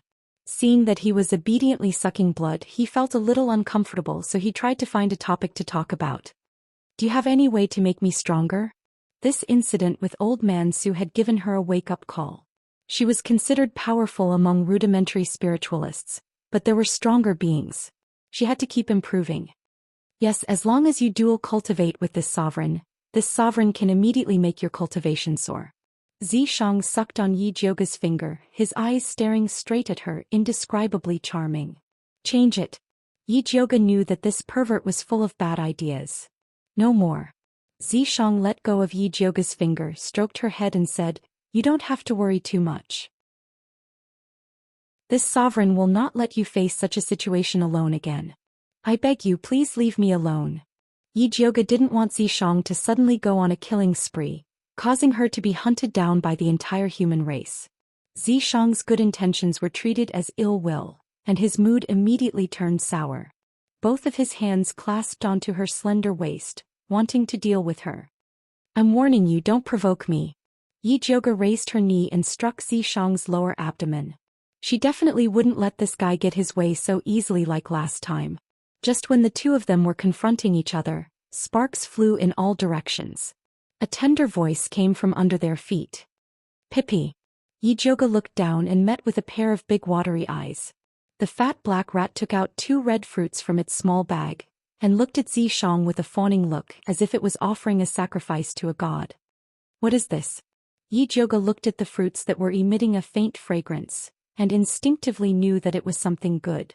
Sacred origin fruit. It can quickly recover all of one's origin energy. He needed this thing right now, and this little thing was quite filial. Pippi. The fat black rat pushed the red fruit towards Zhishang. That fawning look made Yi Jioge really unhappy. Zhishang stretched out his finger and pointed. The 2 red fruits rose up and flew into his hand. The fat black rat heaved a sigh of relief at first, then immediately puffed out its fat chest, and glanced at Yi Jioge with a contemptuous and a little proud look. It looked as if the boss had found a backer and little brother had to follow him. I really want to hit it, what should I do? Yi Jioge felt his hands itch. She had been raising it for the past few days, and it went to fawn over Zhishang without even paying the food expenses. Did it know who its master was? Whatever.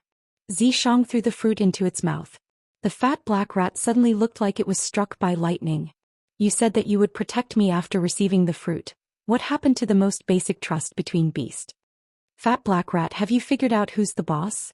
Yi Jioge grabbed the fat black rat by the back of its neck and brought it in front of him. Pippi. The fat black rat cried out aggrievedly and covered its small bag with a pained expression. It couldn't bear to take anything out for a long time. Forget it, I don't want your protection fee. When I refine pills later, just help me purify the pill poison like yesterday. Yi Jioge felt that it was better for him to be more realistic. Pippi sauce. The fat black rat puffed out its fat chest, indicating that it still had a lot of saliva. Yi Jioge let go. The fat black rat immediately ran away. Where did you get this rank 5 spirit rat? Zhishang asked. Rank 5 spirit rat, you mean that fat black rat just now? Yi Jioga expressed his doubt. How could that stupid look be a rank 5 spirit rat? Spirit beasts were much rarer than demonic beasts, and beasts that had awakened their spirit were all very intelligent. Rank 1 to 3 spirit beasts were very rare. Rank 4 to 6 spirit beasts would have their own innate abilities. Rank 7 powerful spirit beasts could even transform into a human and crush demonic beasts and humans of the same rank. And although it doesn't look like one, it is indeed a high-rank spirit beast. Zhou only read about Old Master Su last night before he got angry, so he didn't know the origins of the fat black rat and the small bronze cauldron. It brought a small broken cauldron and came to rely on me. Yi Jioga told him what happened in the demonic beast forest. Zhou carefully studied the small bronze cauldron, but unfortunately he couldn't see anything special about it.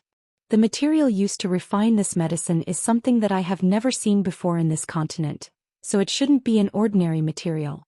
However, it's damaged too much, so if I find a way to repair it, I should be able to guess its origin. Zhou said. Who cares about its origin? It's fine as long as it's useful. Yi Jioga was very busy, and he really didn't have time to investigate the origin of a rat and a small broken cauldron. And these were, after all, worldly possessions. As long as they didn't pose any threat to Yi Jioga, Zhou was too lazy to care about them. I'm going to refine pills, go away. Yi Jioga pushed Zhou away and prepared to start refining Noble Consort Xi's detoxification pill.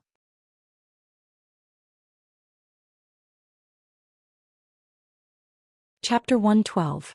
Yi Jioga took out the 1,000 silk grass that he had prepared beforehand. The 1,000 silk grass that had been soaked in the silk was green and glistening, emitting a faint glow. Not only did this spirit herb have a strong detoxifying effect, but it could also remove all kinds of waste from the human body. It was a very good spirit herb. However, it needed to be activated by another spiritual herb called the blackberry fruit in order to exert its detoxifying effect. So there weren't many alchemists who knew that the 1,000 silk grass could detoxify and remove stasis.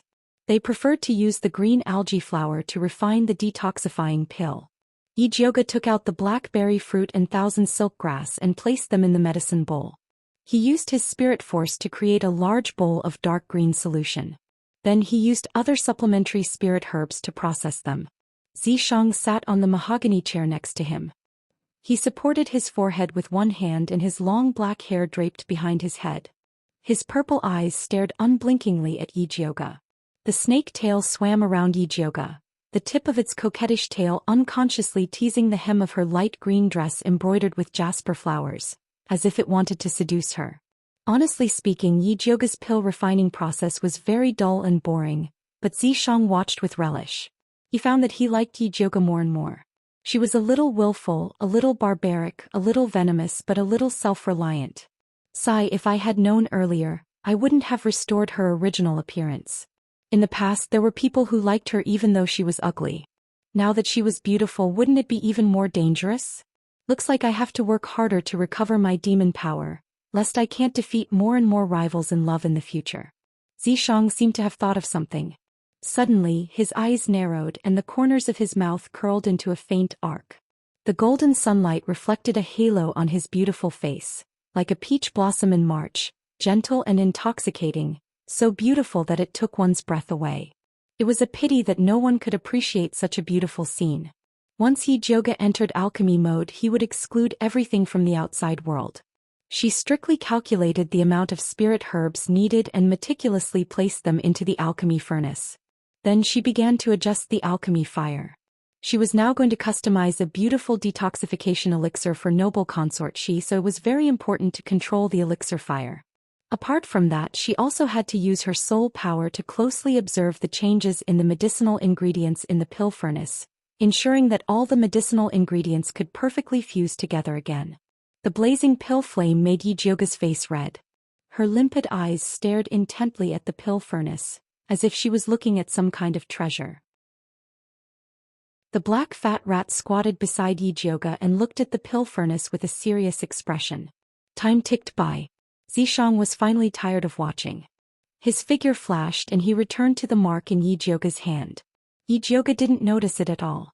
He had been paying close attention to the situation of the pill furnace. He saw that the medicinal liquid inside had completely dissolved, turning into a crystal-clear light green solution.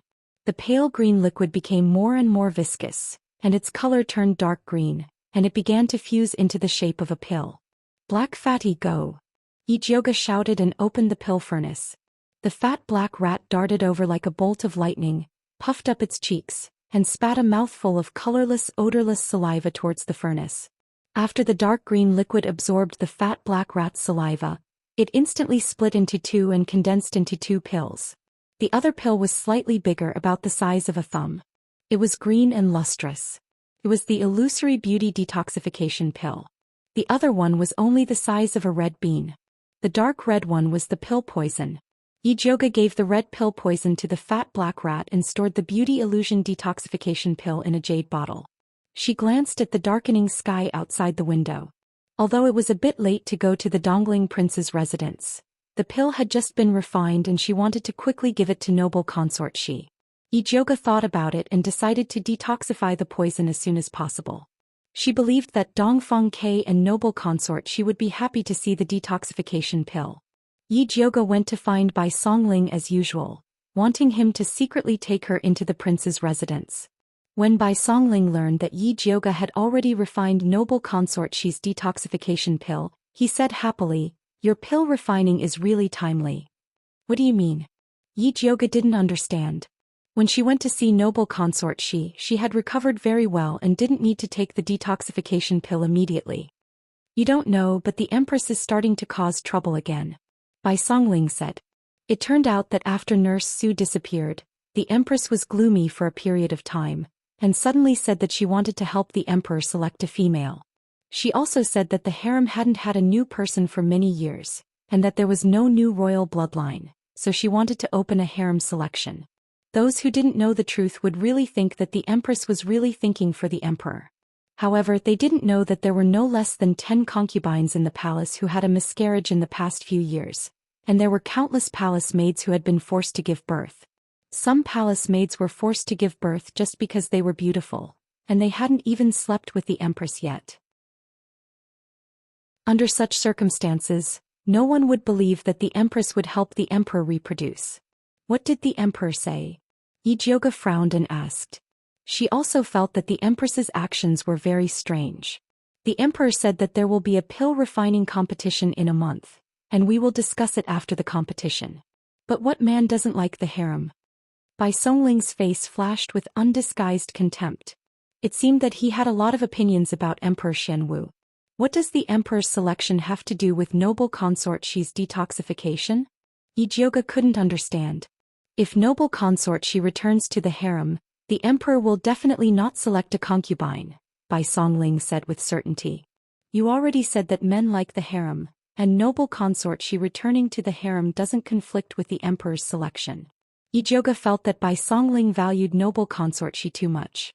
If Emperor Xianwu really loved noble consort Shi that much, how could he allow her to be outside for more than 10 years? That's because you don't know what noble consort Shi means to the Emperor. Bai Songling smiled and said very meaningfully. In the past, when there were imperial concubines and noble consort Shi, Emperor Xianwu never selected a concubine. It was enough for him to have 2 concubines accompanying him. Later, when imperial concubine died of illness and noble consort Shi left the palace, Emperor Xianwu started a large-scale selection. Now that noble consort Shi had returned, Emperor Xianwu would definitely not select a concubine to protect his face. Okay, you're right. Then let's go to Dongling Wangfu and help noble consort Shi detoxification now. No matter what, as long as he could make the Empress unhappy, Yoga was happy.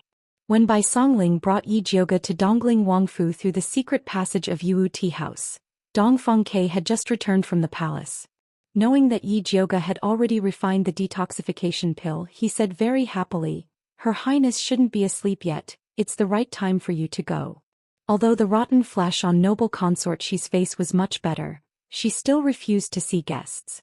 Other than Nanny Zhou, only Yoga could enter her courtyard at will. "Then I'll go first." After Yoga said goodbye to Dongfeng Ke and Bai Songling, he walked towards noble consort Shi's courtyard with familiarity.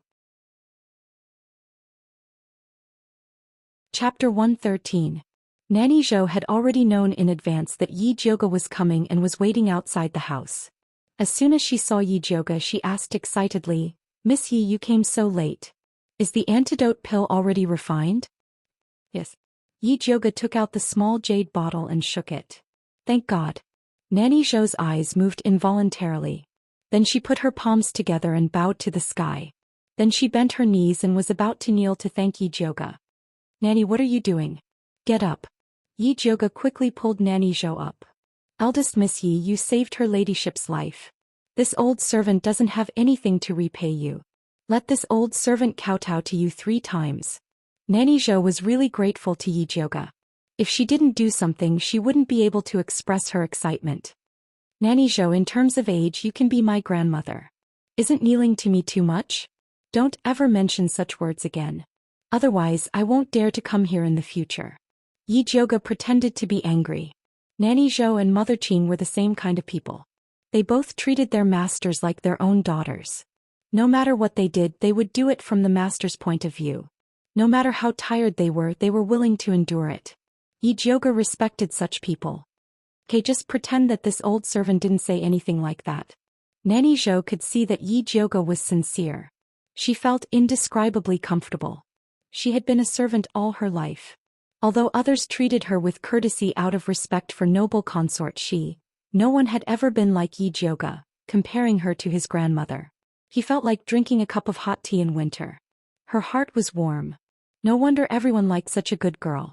Nanny Zhou put her gratitude in the bottom of her heart and quickly brought Yi Jioge into the house. Noble consort, she was walking around the house.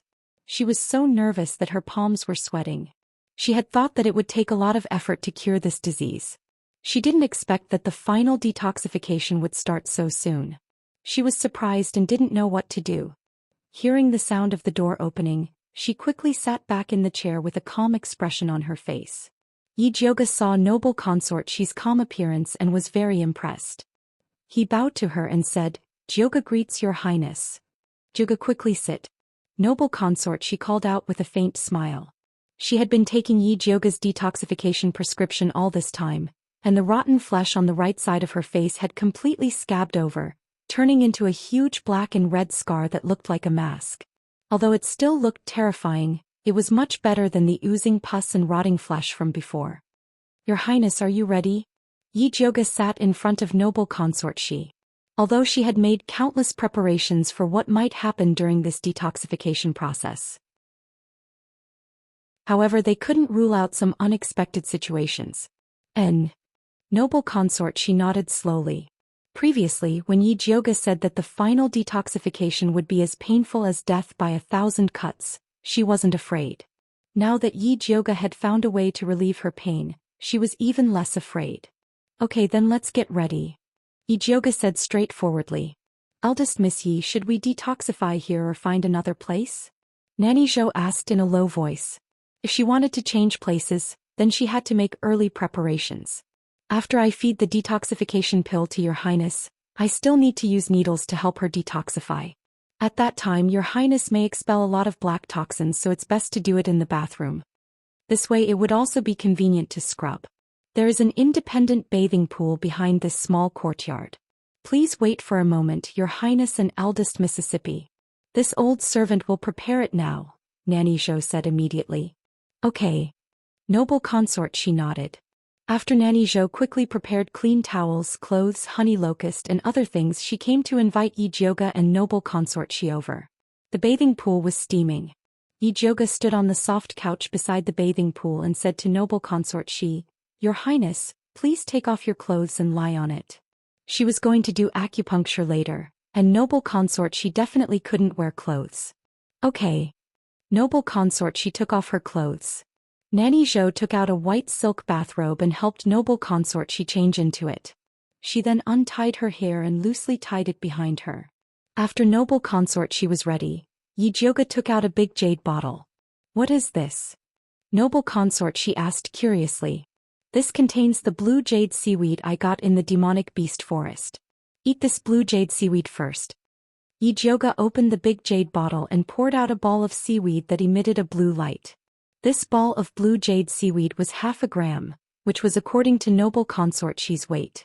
Taking it before this detoxification pill could achieve the effect of anesthesia. Noble consort, she swallowed the blue jade seaweed without hesitation. After eating it, she felt a cold feeling rising from her dantian. The blood in her limbs seemed to start to stagnate. She lay on the soft couch powerlessly. Seeing that the blue jade seaweed was effective, Yijioga handed the detoxification pill to her. When noble consort she took the detoxification pill, a complicated expression flashed across her face. As long as she took this pill, she would be able to expel the poison in her body and restore her appearance. The thing she had been thinking about for more than 10 years was right in front of her, but she was a little worried. She was afraid that the effect of the detoxification wasn't ideal. Her life would be ruined just like that, and it would probably be even more difficult than it was now. Your Highness, feel free to take it. I'm here, Yijioga said slowly. Yijioga didn't say anything to guarantee, nor did he make an expression that said you have to believe me, but noble consort she inexplicably felt at ease. Noble consort she pinched the dark green pill and put it into her mouth. She didn't know if it was the reflection of the candlelight or something else. Noble consort she's bright red nails suddenly flashed with a dark green light, but it quickly disappeared. Yijioga's heart jumped, and a message seemed to flash through his mind. But after thinking about it carefully, he couldn't think of what it was. He could only stare at noble consort she and observe her every move.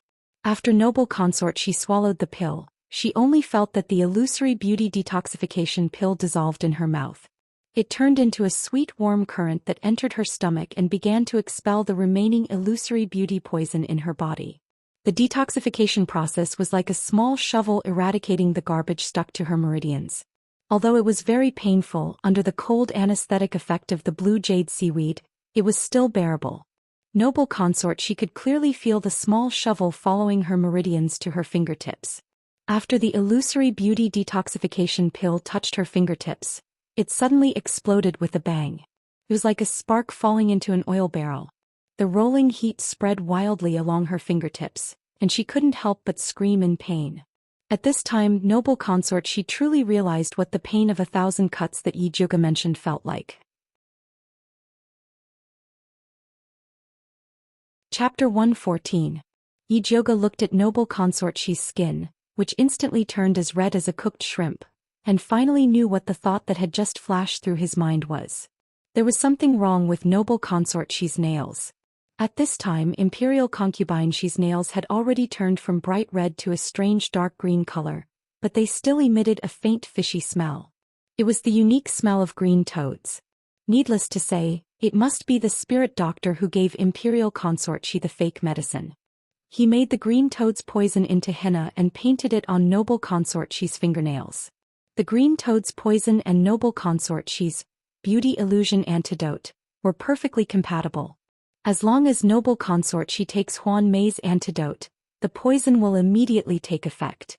Because the green toad's poison was too small and it was mixed with the henna, even she had overlooked it.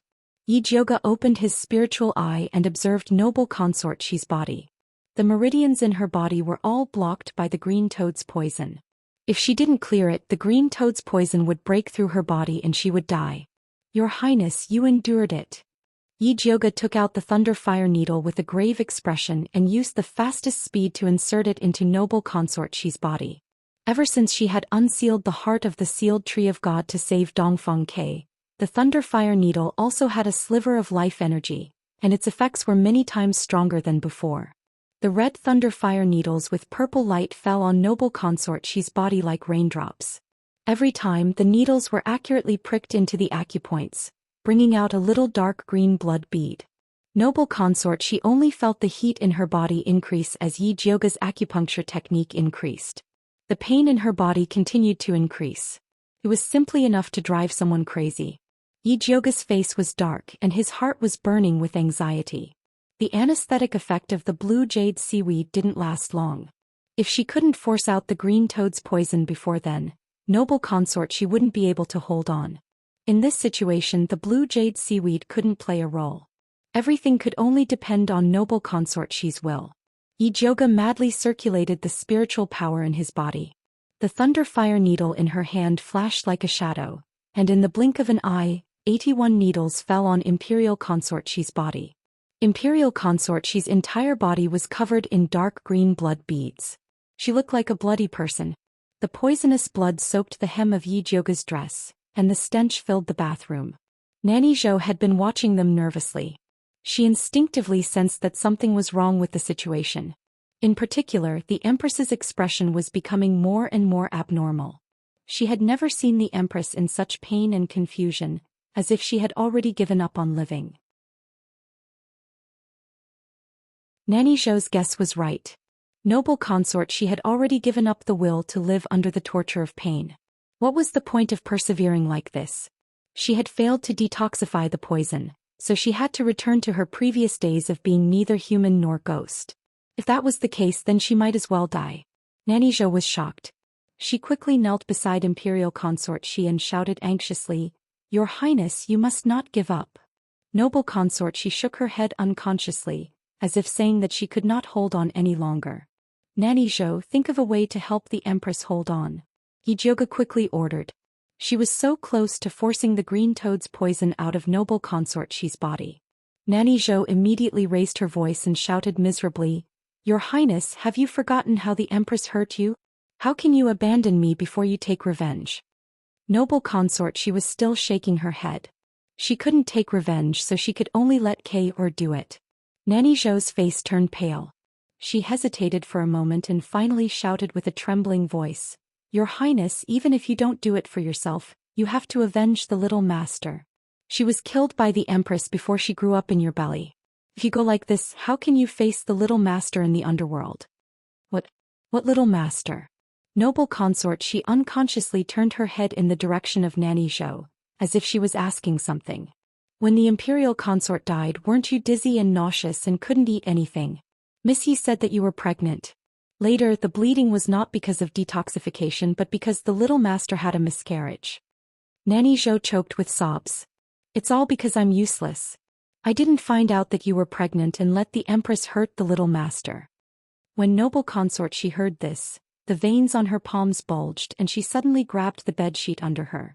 Her well-maintained long nails scraped against the bed, making a sharp sound. The longest nail even broke into two. Could be seen that she hated the Empress to the extreme. Yi Jiuge seized the opportunity and used the thunder fire needle on the last few acupuncture points of Noble Consort Xi. Streams of dark green poisonous blood spurted out, quickly turning bright red. Finally succeeded. Yi Jiuge's vision turned black and she almost fell to the ground. She quickly protected the bed frame and stabilized her body. She had used up too much spiritual power and had opened her spiritual eye for too long. She really couldn't hold on any longer. Your Highness, are you all right?" Nanny Zhou wanted to help the Empress wipe her body, but she didn't know where to start. She was afraid of touching the wounds on her body. "The Empress is fine.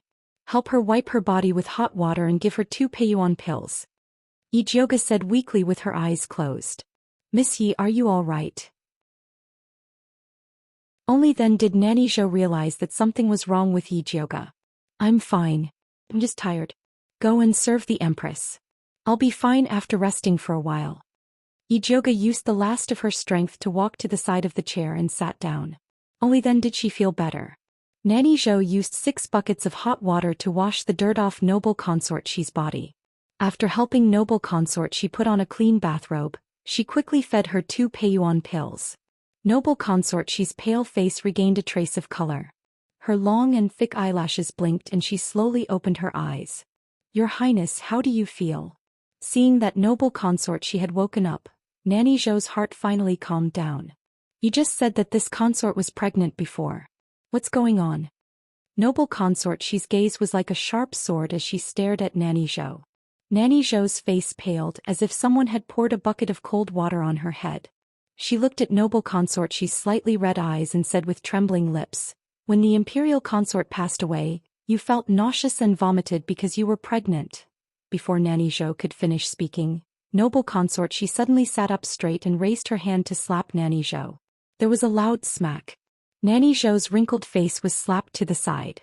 Nanny Zhou, who was slapped, was fine, but Noble Consort Xi, who hit her, fell heavily on the bed. She was like a fish that had jumped onto the shore. After its death struggle, there was only pain left. "Your Highness, you can hit me and scold me, but don't hold it in." Nanny Zhou knelt beside Noble Consort Xi's bed and cried. Chapter 115. My child. Imperial consort Xi's face was covered in tears. Her throat was choking with pain and her entire body was trembling. He felt like her heart was being stabbed by a knife. It was thousands of times more painful than being poisoned. The child that she had missed so much was in her womb, but she had never discovered it. The child had disappeared from this world without a trace. There was no name, no memorial tablet, no one even shed tears for him, no one was grieving for him. She had only discovered it 16 years later. How could she face her child in the underworld in the future? Nanny Zhou was sobbing at the side and her sadness filled the entire bathroom. Yijioga couldn't help but sigh. She didn't know how to comfort the master and servant. She glanced around the bathroom and found that Nanny Zhou had prepared a mirror in the corner. She probably wanted to show it to Imperial consort Xi after the detoxification was over. The mirror was very exquisite. The back was made of red sandalwood with lotus flowers and branches carved on it. The surface of the mirror was polished from crystal. It was so bright that it could reflect one's reflection. Yijioga picked up the crystal mirror and came in front of Imperial consort Xi. He said softly, "Your Highness, you can't make up for the past anymore. You can only look forward. Fortunately, no matter what you want to do now, you have the ability to do it." After saying that, he placed the mirror in front of Imperial consort Xi. Imperial consort Xi looked up and saw a beautiful woman reflected in the crystal mirror. Her skin was as white as jade and her eyes were filled with pain and tears, but she was indescribably gentle and moving. Not only had she recovered her appearance, but she was even more beautiful than 16 years ago. The beauty illusion poison has such an effect. As long as one can endure the pain of being dismembered, they can obtain a new life. Yijioga believed that when the Empress saw the current Imperial consort Xi, she would definitely hate her to the core. A new life. Imperial consort Xi muttered to herself. The beauty in the mirror's expression slowly became firm, and her eyes were burning with hatred. Her beautiful face was covered with a resentful expression, like a scorpion with a poisonous needle, ready to devour people at any time. Yijioga was shocked. He was really afraid that Imperial consort Xi wouldn't be able to suppress her emotions and enter the palace to fight with the Empress. However, Imperial consort Xi quickly recovered her normal expression. Her full lips were red like a pill and she smiled beautifully. Dongfang Yan Shui Mingzhu, I'm back. After saying that, he closed his eyes and fainted. Your Highness, what's wrong? Nanny Zhou hurriedly straightened her body and looked towards Yijioga in panic. Eldest Miss, quickly take a look at her ladyship. Yijioga stepped forward to take her pulse. Seeing that she was only unconscious due to exhaustion, he said, Nyang is fine. She will be fine after a nap. Nanny Zhou breathed a sigh of relief. Her body went limp and she sat on the ground. Nanny, stop kneeling. Yijioga helped Nanny Zhou up and advised, Nyang still needs you to serve her. If you fall, she will have no one to rely on. Eldest Miss is right. Nanny Zhou wiped her eyes and took a deep breath. She hid all the sadness, pain, and exhaustion in her heart. If it wasn't for the fact that she had been cultivating all these years and her body was still considered strong, she probably wouldn't have been able to withstand the emotional ups and downs. Nanny, send noble consort Xi back to rest first. I'll go out and tell His Highness the Prince of Dongling lest he worries, said Yijioga. Noble consort Xi's poison had been completely expelled. The next step was to quietly recuperate. Okay, eldest miss, there is hot water and new clothes over there. You should also change your clothes. Nanny Zhou looked at Yijioga, who was covered in blood. Yijioga's figure was about the same as noble consort Xi's, so he should be able to wear her clothes. Okay, I'll change later. Only then did Yijioga discover that his body was covered in the smell of noble consort Xi's poison. Then this old servant will leave first. Nanny Zhou used a blanket to wrap noble consort Xi up and carried her back to the room. Yijioga simply wiped his body, picked a lotus blue dress and put it on. Then he walked out of the courtyard. Dongfeng Ke and Bai Songling were waiting outside the courtyard. Seeing Yijioga come out with a change of clothes and a face full of exhaustion, Dongfeng Ke immediately asked worriedly, "Did something happen?" "And something went wrong when I was detoxifying the poison. I almost failed at the last moment. It's all my fault for not checking clearly before." Yijioga told him about the green toad's poison. These days she had placed all her attention on noble consort Xi's injuries and the poison of beauty illusion. She had indeed been negligent. The Empress is vicious and meticulous, and the poison she uses is very strange. It's normal that you didn't discover it. Dongfeng Ke wasn't comforting Yi Jiuge. He had been poisoned by the Empress before, so he understood her methods very well. Often, after you thought you had detoxified the poison in your body, you would discover that another poison had just started. That's right. Miss Yi, it's a good thing that you came to detoxify Her Highness. If it was someone else, they probably wouldn't even have the chance to save her. Although Yi Jiuge didn't explain the detoxification process, Bai Songling could tell from her pale face and tired figure that the detoxification process was very dangerous. Just now, in order to let Her Highness persevere, I told her about her miscarriage. I'm afraid that her mood will be very bad during this period of time. You guys have to pay more attention. Yi Jiuge instructed. Although the poison in noble consort Xi's body had been detoxified, it was still very important to take care of her. If she didn't take care of it well, there might be some side effects. Don't worry, I'll take good care of Her Highness. Dongfeng Ke treated noble consort Xi as his own family, so he would naturally take good care of her. Alright, I'll go back first. If anything happens to noble consort Xi, you guys can come and inform me. Yi Jiuge was so tired that it was hard for her to even speak. She just wanted to return to Purple Forest Park and have a good sleep. Songling, send Miss Yi back. Dongfeng Ke instructed Bai Songling. Yes. Bai Songling brought Yi Jiuge out of the Dongling Prince's palace and personally sent her back to the back door of the Yi residence. Only then did Yi Jiuge enter through the back door. As soon as she entered the room, she fell asleep and only woke up at noon. Mother Qing came in a few times to take a look. Seeing that Yi Jiuge was sleeping soundly, she couldn't bear to wake her up.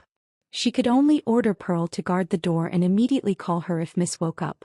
After Yi Jiuge woke up, Mother Qing didn't ask anything and immediately prepared a table full of good dishes to serve her.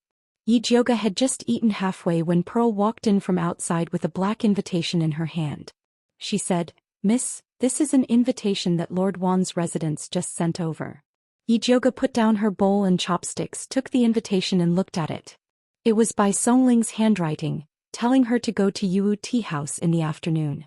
Could it be that something happened to noble consort Xi? Yi Jiuge didn't have the mood to eat anymore, so she changed her clothes and prepared to go out. Chapter 116.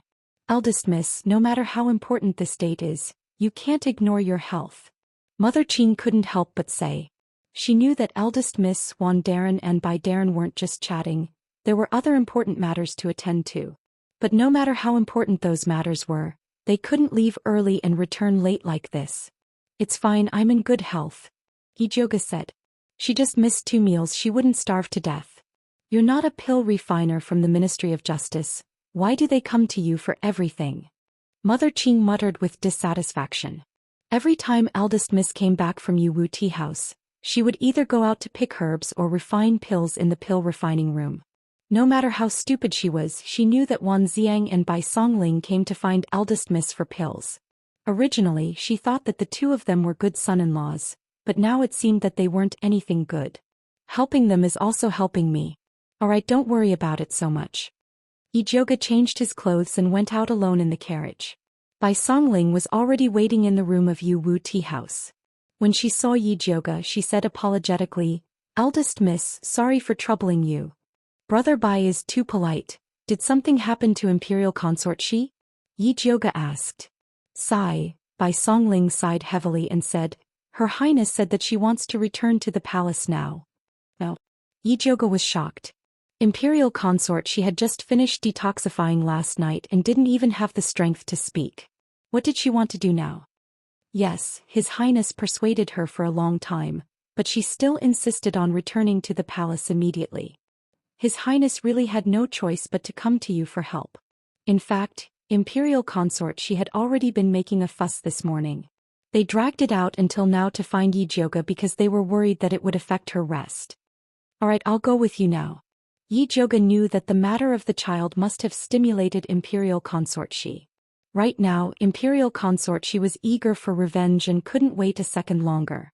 It was just that with her current body, It would be extremely dangerous for her to enter the tiger's den. Yi Jiuge rushed to the prince's residence. Before he could take off his cloak, he was hurriedly pulled into the courtyard by Nurse Zhou. "Eldest miss, please go and persuade her ladyship. His Highness can't hold them back any longer." Yi Jiuge quickly walked towards the courtyard and saw Dongfeng Ke blocking the entrance from afar. Noble consort, she stood in front of Dongfeng Quebec. Her hair was combed into an auspicious cloud bun, and she wore a golden phoenix hairpin inlaid with jewels. She was dressed in a black gold embroidered robe with phoenix patterns, and she wore red phoenix wing satin shoes. She was dressed like an imperial consort, which was enough to show how determined she was to return to the palace. Although she had applied rouge on her face, it was unable to conceal her pale complexion. Her straight back was also trembling slightly. Her voice was as cold as ice as she said to Dongfeng Ke, "Move aside, don't make this consort repeat myself. Your Highness, I can't let you go back and die like this." Dongfeng Ke shook his head. He had been persuading her for a long time, saying all the good and bad things, but noble consort, she just wouldn't listen. He could only block her at the door. "You don't need to worry about my life or death." Noble consort, she's expression was fierce, and her voice was filled with blood. "You can stop me now, but you can't stop me forever. If this consort is determined to go out, it's useless no matter how you try to stop me." The Dongling princely residence wasn't completely united. If she was forced into a corner, all she had to do was shout and a spy would immediately send the news into the palace. At that time, even if Dongfeng Ke wanted to stop her, it would be useless. Dongfeng Ke also knew this, so he didn't dare to be too forceful. He only persuaded, "Your Highness, even if you want to leave, you have to let young Miss Yi treat you first." "There's no need. This consort will remember Jiuge's kindness to this consort. If there's a chance in the future, I'll naturally repay it." Noble consort, she didn't want to see Yi Jiuge. As long as she saw Yi Jiuge, she would remember the pain of losing her child. This pain deeply tormented her and she couldn't rest for even a moment. Right now, she just wanted to immediately return to the palace and let her enemies have a taste of this feeling. Thinking of this, noble consort, she no longer hesitated. She lifted her foot and walked towards the door. She made up her mind that if Dongfeng Ke still dared to stop her, then he couldn't blame her for being ruthless. "Your Highness." Seeing this, Yi Jiuge hurriedly walked into the courtyard. "Young Miss Yi, you finally come." Dongfeng Ke couldn't help but let out a sigh of relief. "Jiuge." Noble consort, she looked at Yi Jiuge and said resolutely, "You don't need to persuade me. No matter what you say, I'm going back to the palace." "Your Highness, I'm not here to persuade you." Yi Jiuge had already thought of an excuse on the way here. He knew that noble consort, she had already made up her mind, so it was useless to say anything now. "It's fine if you want to return to the palace, but the inner palace isn't like the princely residences. If the Empress poisons you again, even if I have 3 heads and 6 arms, I won't be able to rush into the inner palace to save you. So please wait a few days. I'll think of a way to get something that can identify poison for you to bring into the palace. What do you think?" "That's right, Your Highness, we're going back to take revenge. We can't fall for that evil woman's tricks before we even get our revenge." Nanny Zhou also tried to persuade. She had followed the Empress for so many years and knew her personality very well. If she tried to persuade her to rest and recuperate, she definitely wouldn't listen because she had already disregarded her own life and death. But if it was under the banner of revenge, the Empress might still listen to it. Noble consort, she hesitated for a moment and said to Yi Jiuge, "After you think of a way, you can tell me after you enter the palace." "Your Highness, do you think I can still stay at home and think of a way if you return to the palace like this?" Yi Jiuge said helplessly. She could already imagine the scene of noble consort, she being poisoned by the Empress as soon as she returned to the palace. "Your Highness, sharpening the knife doesn't delay the work of cutting firewood. The arrangements in the palace aren't complete yet. It's not the best time for you to return." Dongfeng Ke tried to persuade her. Noble consort, she didn't say anything. It seemed that she hadn't completely given up. Yi Jiuge thought about it and slowly said, "Also, Your Highness, returning to the palace like this is too degrading. In my opinion, we should have the Emperor personally go to the Imperial Temple to pick you up. We should have a 10-mile red carpet to welcome you back to the palace. Only then would we be able to slap the Empress in the face." A 10-mile red carpet was something the Empress would only have when she returned to the palace. If noble consort she returned to the palace like this, she could indeed step on the Empress. Noble consort she's beautiful eyes lit up and she slowly nodded. Jyoga is right. Since she was going back for revenge she had to have a beautiful opening. In order to see the Empress' ugly face she didn't mind waiting a few more days. Your Highness, then I'll send you back to the Imperial Temple tomorrow and then send someone to tell father that you've recovered your appearance. Seeing that noble consort she's attitude had softened, Dongfeng Ke finally let out a sigh of relief. I'll write a personal letter now and have someone pass it to the Emperor. Send me back to the Imperial Temple tonight, noble consort, she said decisively. Chapter 117. All right. Dongfeng Ke nodded. As long as noble consort she didn't immediately return to the palace, everything else could be discussed. Your Highness, since we're going back to the Imperial Temple, why don't we let First Miss take your pulse again? Nanny Zhou took the opportunity to say. Sorry for troubling Jyoga. Noble consort she looked at Yi Jyoga apologetically. She wasn't purposely tormenting him. It was just that she couldn't suppress the hatred in her heart and couldn't care less about anything else in her impulsive state. Your Highness is too polite. Yi Jyoga accompanied noble consort she back to the inner chamber and began to feel her pulse. Noble consort she's pulse was weak, and her internal organs had not been adjusted yet. She still needed to rest quietly. Her ladyship didn't sleep well last night, Nanny Zhou said in a low voice. Last night, noble consort she woke up in the middle of the night. As she cried, she recalled the symptoms of pregnancy at that time and scolded herself for being careless. After crying, she began to dress up and said that she wanted to return to the palace.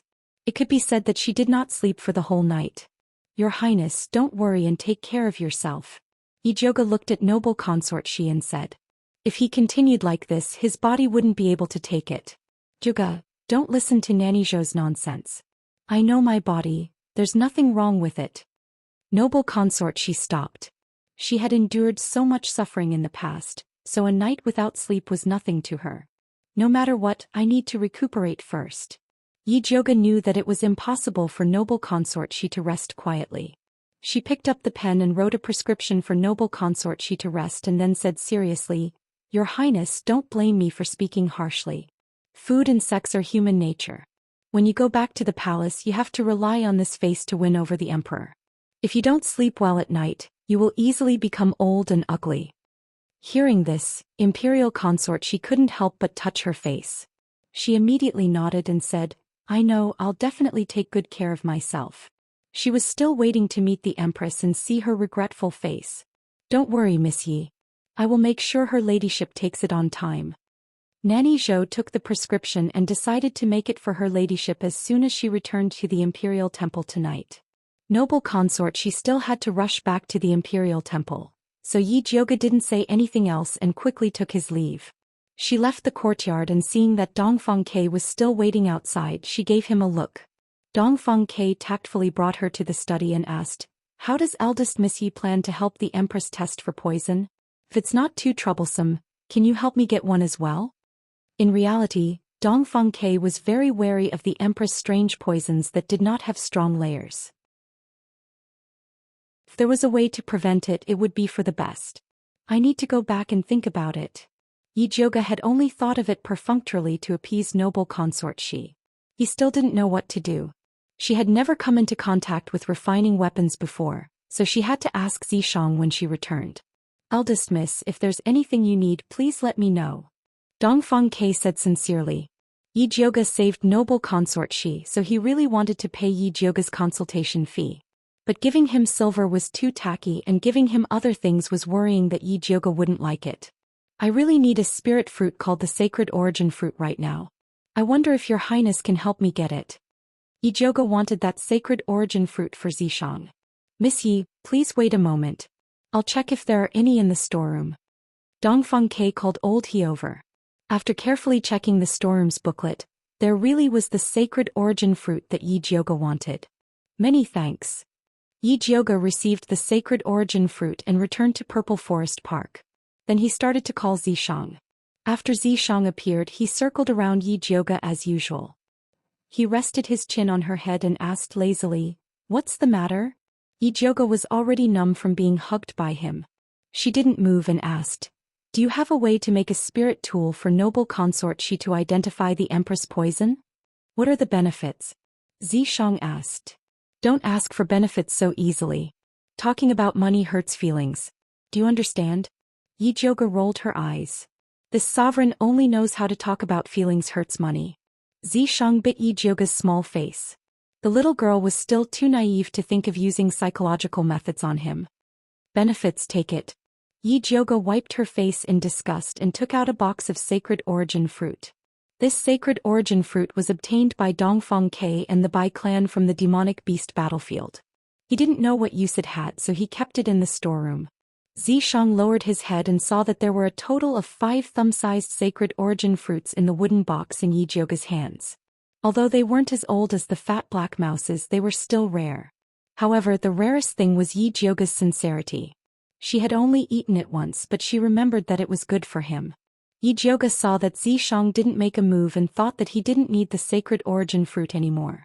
She was a little disappointed and asked, "Other than the sacred origin fruit, is there anything else that can recover your demonic power?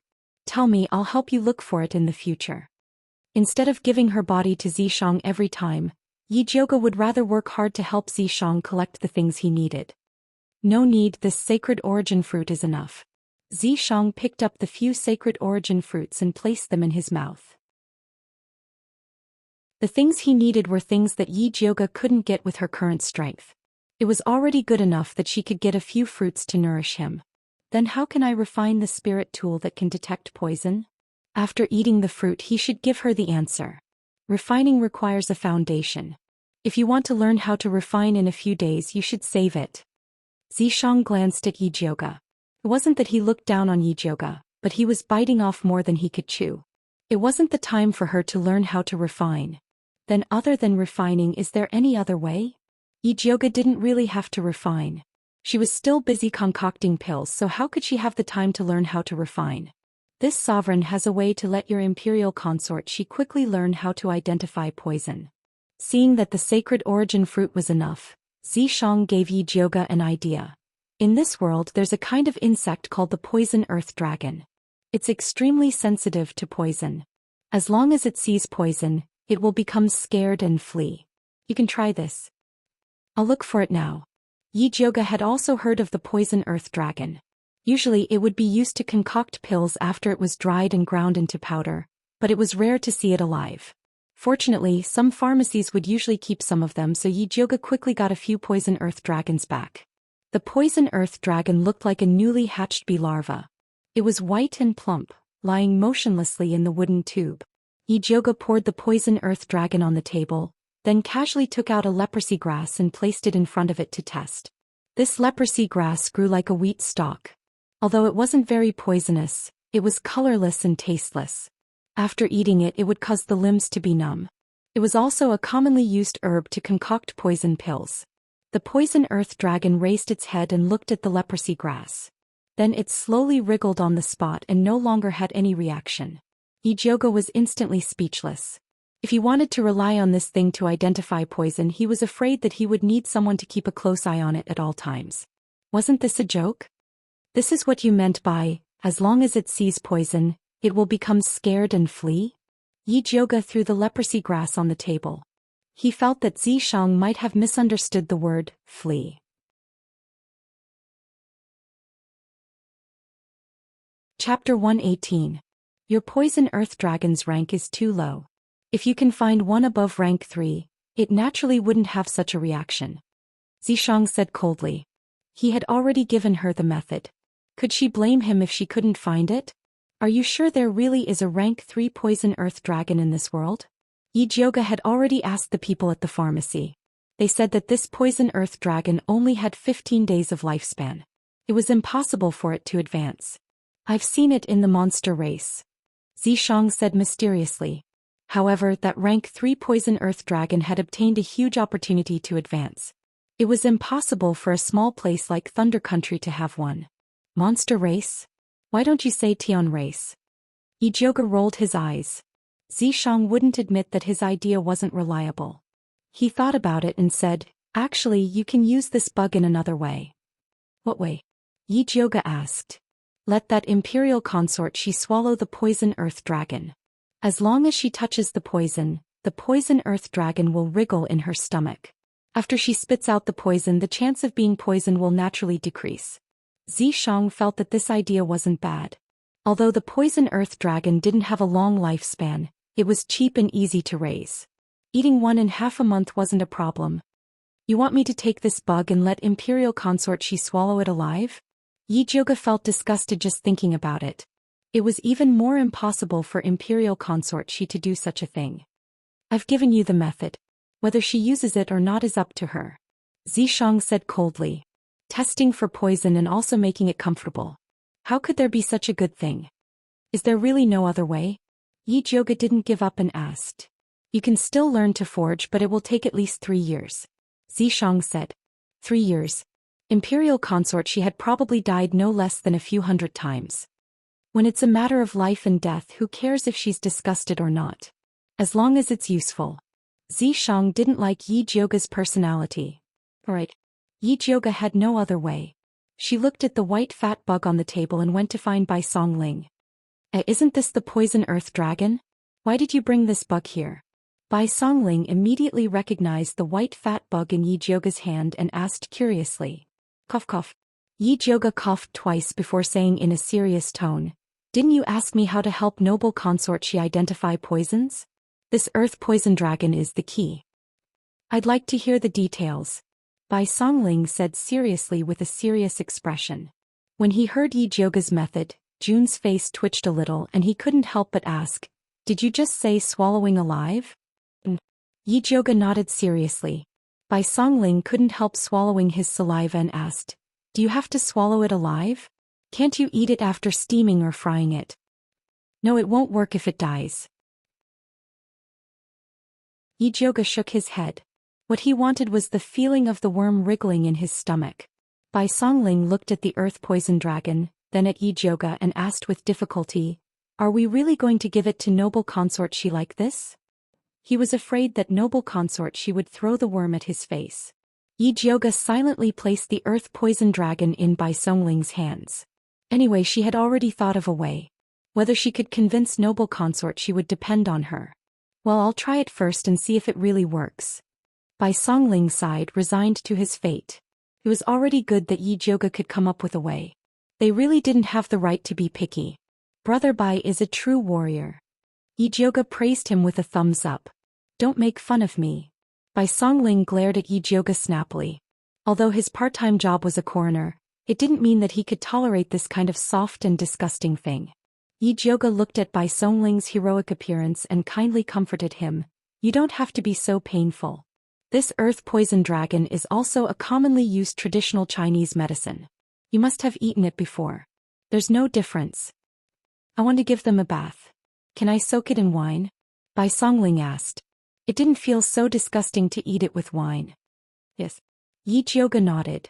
The earth poison dragon's vitality was actually very tenacious. It was very difficult to kill it before it died of old age.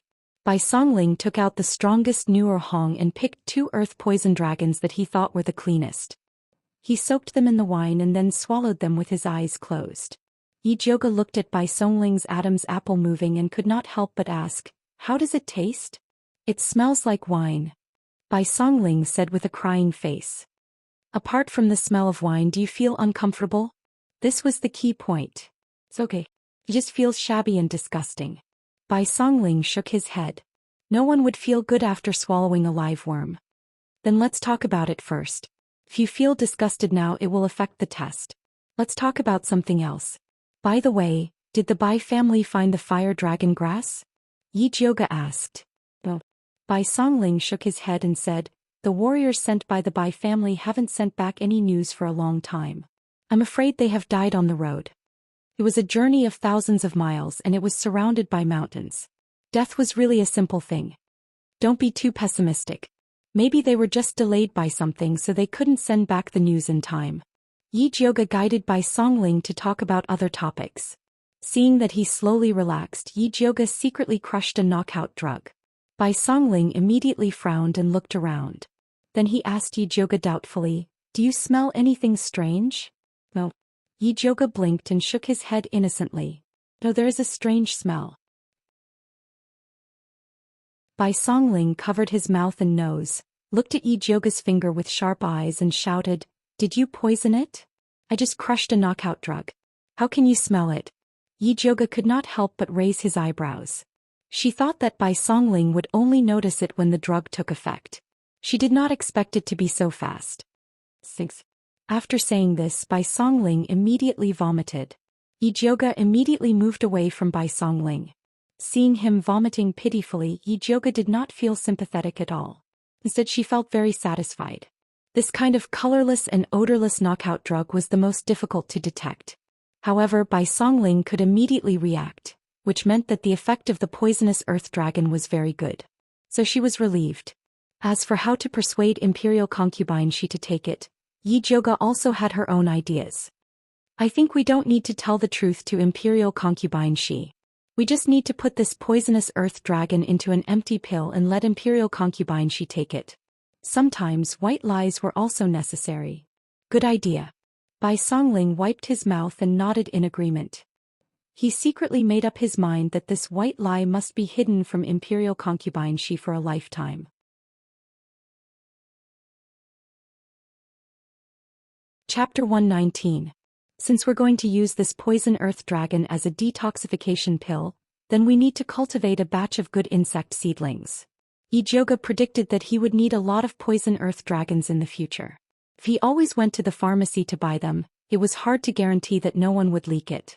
Our Dongling Wangfu's pharmacy has a shed specifically for raising poison earth dragons. When the time comes, just have them keep a batch of good ones. It's not something valuable anyway. Bai Songling said. Ordinary poison earth dragons have a short lifespan. I want to choose a batch of good eggs to cultivate myself. Yi-Joga wanted to cultivate poison earth dragons with a longer lifespan and greater use. No problem, I'll take you to choose now. Yi-Joga wanting to improve the poison earth dragons was simply a good thing for Bai Songling. The Dongling Wangfu had a large herbal farm on the outskirts. In addition to cultivating poison earth dragons, they also grew many precious medicinal herbs. The head of the farm was surnamed Qin. Seeing that Bai Songling had brought the young miss of the Yi family over to choose some good poison earth dragons as medicinal herbs, he personally took them to the shed. The shed was filled with huge dustpans filled with white and fat poison earth dragons. 4 or 5 servants were constantly distributing poison wind leaves for them to eat. These poison wind leaves were the main food of the poison earth dragons. They had a gray surface and carried a bit of poison. After the poison earth dragons ate, they would spit out green saliva. This was the antidote for the poison wind leaves and also the medicinal herbs purchased by the pharmacy. Bai Songling looked at the densely packed white and fat insects and immediately felt his scalp go numb. He asked the head of the farm, "Is there anyone here who has studied poison earth dragons? Let them choose a batch first." Everyone had their own specialties. Letting them choose a batch first was better than Yi-Joga searching through so many insects himself. Yes. The head of the farm immediately nodded and shouted towards the shed, "Little Mute, come here." Hearing the head of the farm, a skinny boy wearing dark blue clothes walked out from the corner of the shed. He was about 11 years old and had a pair of large black eyes on his skinny face. He looked especially horrifying, like a puppet. Yi-Joga looked at this little boy and inexplicably felt that something was wrong. He asked, "Who is this?" "This is an adopted son adopted by a distant relative of mine. He doesn't have a name, so we all call him Little Mute. Although he can't speak, he's especially good at taking care of medicinal insects. It's also partly because of him that these poisonous earth dragons can be raised so well." Manager Chen was afraid that Bai Songling would accuse him of abusing his power to take care of his relative, so he quickly explained. "All right, let him pick some good worms for me," Bai Songling said indifferently. He was so young and mute. Even if he didn't have any skills, the village could still afford to raise him. After listening to Bai Songling's words, Little Mute took a dustpan and began to select the poisonous earth dragons. Soon he had picked more than 100 of them and filled the dustpan. "Enough," Yi-Joga said. She had already opened her spiritual eye to check. The poison earth dragons that Little Mute had picked up were filled with life force. They were indeed the best seedlings. Little Mute glanced at head Chen Zhuangtou. Seeing him nod, he stopped and quietly placed the dustpan in front of everyone. This kid is interesting. Zishang's lazy voice rang in Yi Jiuge's ears. What's interesting? Yi Jiuge asked back. You bring him back first, you'll know in the future. Zishang laughed and didn't say anything else. Yi Jiuge was already used to Zishang's way of speaking. However, anything that could attract Zishang's attention was not ordinary, and this wooden little mute was no exception. Yi Jiuge was determined to bring this wooden little mute away, so he smiled and said to him, Little Mute, I'm lacking someone to help raise the poisonous earth dragons, are you willing to help? The wooden little mute was expressionless, he didn't shake his head or nod his head, as though he didn't understand what Yi Jiuge was saying. Manager Chen knew that this kid was wooden and was afraid that he would offend his master, so he hurriedly said, This kid is a servant of our village, if young miss wants him, then just bring him away, there's no need to ask for his opinion. I'm asking him, not you. Yi Jiuge was dissatisfied with the way the manager treated people like objects. I was too talkative, please forgive me, young miss. Manager Chen was so scared that sweat broke out all over his body, and he didn't dare say anything else. Yi Jiuge looked at the wooden little mute and continued. If you work at my place, food and accommodation will be provided and you'll be paid 10 taels of silver per month, 2 days off per month, red envelopes and festive gifts during the holidays, and if you raise him well, you'll receive a monthly bonus, starting at 10 taels of silver. These conditions were 100 times better than being a servant at the village, and even Manager Chen wanted to apply for the job. He hurriedly gave the wooden little mute a look and opened his mouth to say soundlessly, Hurry up and agree. The blockhead little mute slowly nodded his head. Then go back and pack your things, you'll leave with these poisonous earth dragons in a bit. Yi Jiuge immediately decided. After successfully abducting the wooden little mute, Yi Jiuge arranged for him to live in a small courtyard behind Wan Xiang and Bai Songling's house. This small courtyard was originally a property under the name of the Prince of Dongling residence, and now it had been transferred to Yi Jiuge. Little mute, you'll live here from now on and someone will come over to take care of your 3 meals a day. You just need to focus on raising these poisonous earth dragons for me, Yi Jiuge said to the wooden little mute. The wooden little mute still looked like a wooden person and didn't respond at all. Yi Jiuge didn't mind and continued, I specially called you over to raise poisonous earth dragons that have a longer lifespan and a stronger detoxification effect, so the method of raising them will be a bit different from before. First, these poisonous earth dragons have to be divided into 3 portions, and each portion will be fed with a different ingredient. You have to observe how they compare after they eat it. The ingredients Yi Jiuge prepared were leprosy grass, red butterfly slices and oleander. They were all poisonous herbs and their grades were all higher than the poison wind grass. Why go through so much trouble? Zishang spoke again. Don't worry about me, I just like trouble. Although Yi Jiuge knew that Zishang definitely had a better method, he didn't have any benefits to give him, so he could only slowly explore it himself. In any case, there was no rush. This sovereign is in a good mood today, so I'll tell you a method for free. Zishang transmitted his voice. After Yi Jiuge heard this, he immediately asked suspiciously, Will this really work? Whether it works or not, you'll know once you try. Alright, it doesn't cost me to try anyway. Yi Jiuge lowered his head to look at the wooden little mute, and said according to the method Zishang taught him, If you can help me raise better poisonous earth dragons, I'm willing to exchange a spirit beast pill for it. When the wooden little mute heard Yi Jiuge's words, he immediately raised his head to look at her. An indescribable light flashed in his large black eyes, making his eyes shine like obsidian, and there was an indescribable beauty to it. However, that ray of light quickly disappeared and it returned to its dark appearance.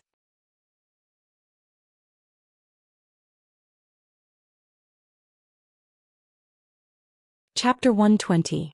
This brat doesn't believe you. Zishang's tone had a sense of gloating. How is that possible? My sister looks like a white lotus. Everyone should believe her. Yi Jiuge put on a serious face as if treating a patient with a hidden disease, and said to the little mute seriously, I only want the advanced version of the poisonous earth dragon, I'm not interested in other things. The blockhead little mute still had a blank look, not knowing if he understood. However, Yi Jiuge didn't have time to talk to him anymore. After telling Bai Songling to take care of the little mute's daily life, she returned to Purple Forest Park. 3 days later, imperial consort She would enter the palace. She planned to first use the ordinary poisonous earth dragon to refine some poison testing pills, and wait for the little mute to refine the advanced version of the poisonous earth dragon before replacing it. The simplified version of the poison testing pill was very easy to refine. First, refine the pill, then stuff the living poisonous earth dragon into it and seal it. However, the dissolution time of this pill was very particular. It couldn't be too late or too early. It had to be dissolved the moment it entered the stomach, so that the poisonous earth dragon could smoothly settle down. Yi Jiuge tried several materials and finally chose erdong, Gastrodia elata, philodendron, baiji, wolfberry, schisandra, etc. The pill made in this way was not only easy to dissolve, but also had the effect of nourishing the spleen and kidneys. After Yi Jiuge ground these medicinal materials into a fine powder, she mixed it with the walnut oil, then kneaded it into a small honey pill and finally stuffed the poisonous earth dragon into it and sealed it. Yi Jiuge stopped after making 10 honey pills. It was useless to make more anyway. Xianxia saw that Yi Jiuge wanted to sleep, so he appeared and circled her and teased, "Did you forget something?" "What did I forget?" Why didn't she know? "If you don't refine spirit beast pills, what will you use to exchange for the poisonous earth dragon with that little mute?" Xianxia pulled Yi Jiuge's earlobe with both hands and made a fierce look. "Or do you want to eat and dash? Are you sure he can really make the advanced version of the poisonous earth dragon?" Yi Jiuge let Xianxia pull her ear, and continued to put the freshly made honey pill into the bottle. "Of course." Xianxia pinched Yi Jiuge's soft earlobe and played with it happily. Yi Jiuge put down the jade bottle and asked politely, "Then I will start refining now.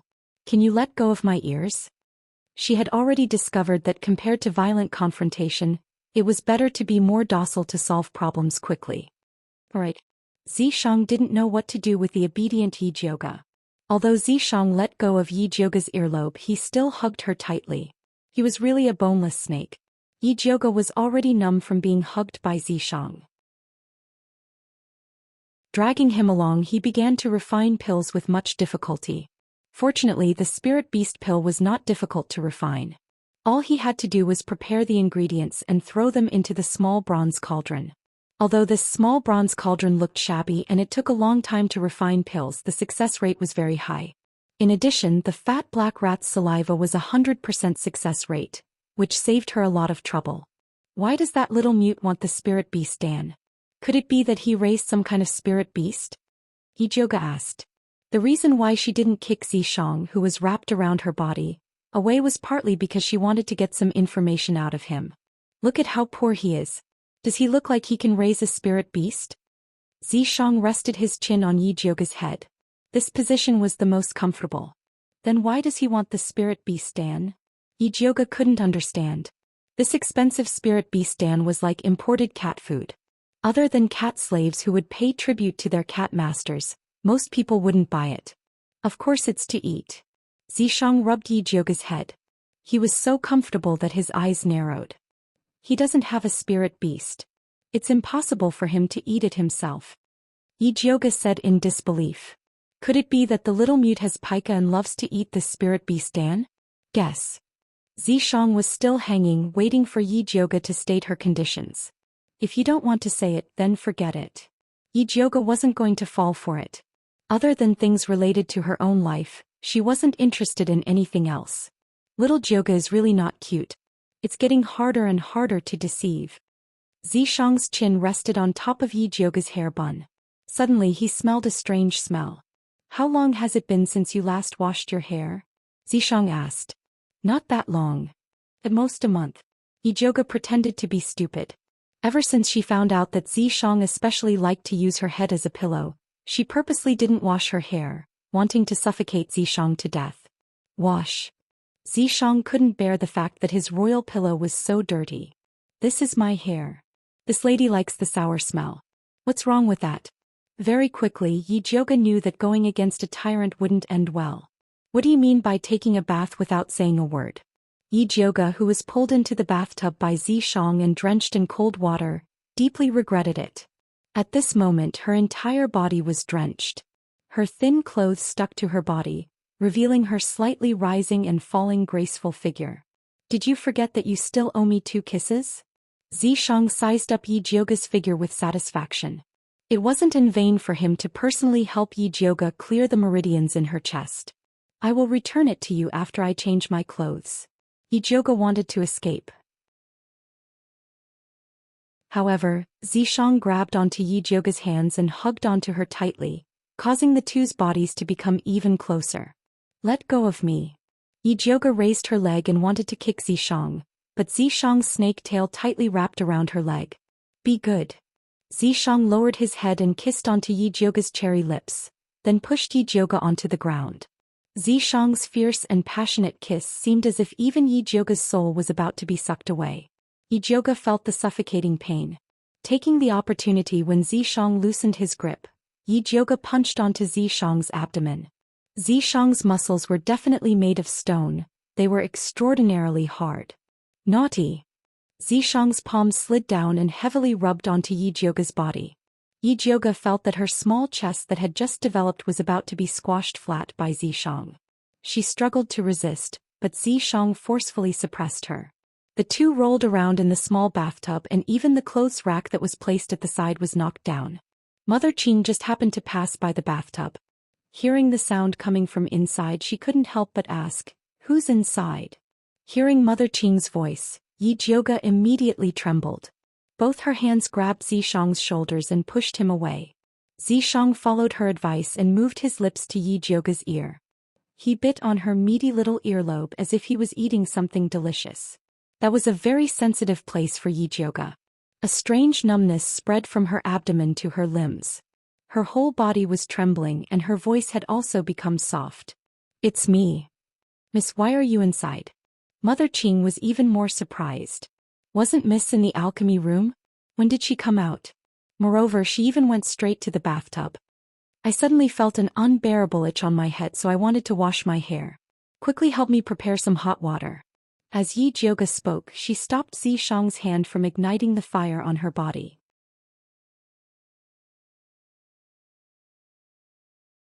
Chapter 121. This old servant will go prepare the hot water. Mother Qing immediately turned around and left. She felt that she was so incompetent that she didn't realize that eldest Mrs. Head was so itchy. You really can't take it anymore? Zishang whispered into Yi Jiuge's ear as he moved his evil hand. Zishang, can't you tell me in advance when you're in heat? If Yi Jiuge knew that Zishang would touch her like this if she didn't wash her hair, she would have shaved her hair. It won't be long before my estrus period. You have to quickly get used to it. Zishang said very seriously. This little girl's growth was really too slow.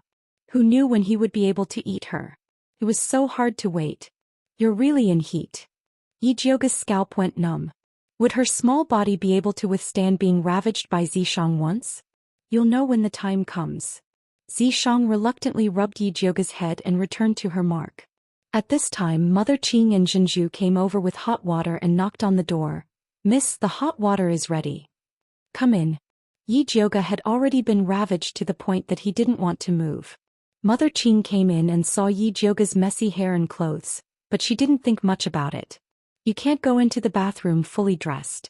After Yi Jiuge took a bath with the help of Mother Qing and Zhenju, he fell on the bed and didn't move. When he woke up, it was already dawn. Yi Jiuge stretched his body on the bed. Suddenly, he remembered that he was halfway through refining the spirit beast pill last night. He immediately jumped out of bed. It's over. After refining for so long, it's definitely ruined. Yi Jiuge hurriedly rushed into the alchemy room and opened the small bronze cauldron to take a look. He found 9 plump spirit beast pills inside, emitting a faint luster.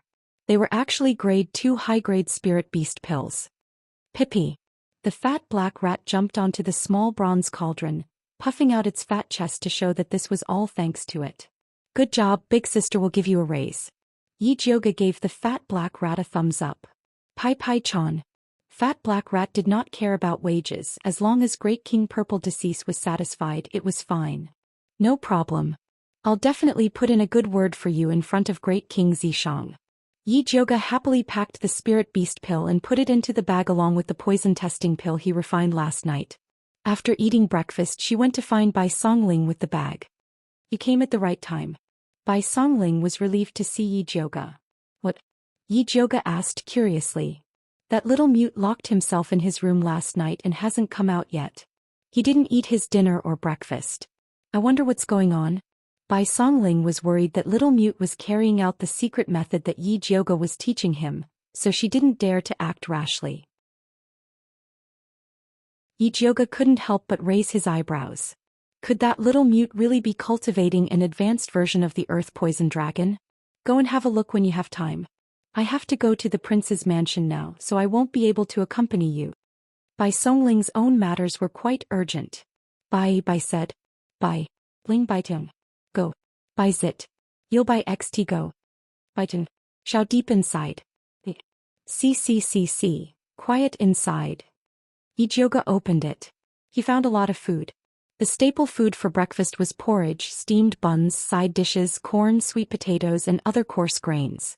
There were also 2 fragrant meat pies which smelled very good. It could be seen that Bai Songling cared a lot about this little mute. Yi Jiuge put the lid on the food. She coughed. What are you doing in there, little mute? The wooden door creaked open. Little mute's snow-white face peeked out from behind the door. His lips were red and his 2 large black eyes looked even more horrifying. Yi Jiuge didn't know why. Every time she saw little mute she got goosebumps. She pointed uncomfortably at the food on the table and said, "You must be hungry. Let's eat something first." Little mute didn't look at the food. Instead he waved at Yi Jiuge and asked her to follow him inside. Yi Jiuge had no choice but to follow little mute into the dark room. The deeper she went, the more she felt something was wrong. The tip of his nose kept smelling a strange odor. It smelled a little like blood but not quite. She took a closer look. She found a jar in the corner of the dark room. That strange smell was coming from it. Little mute stood next to the jar.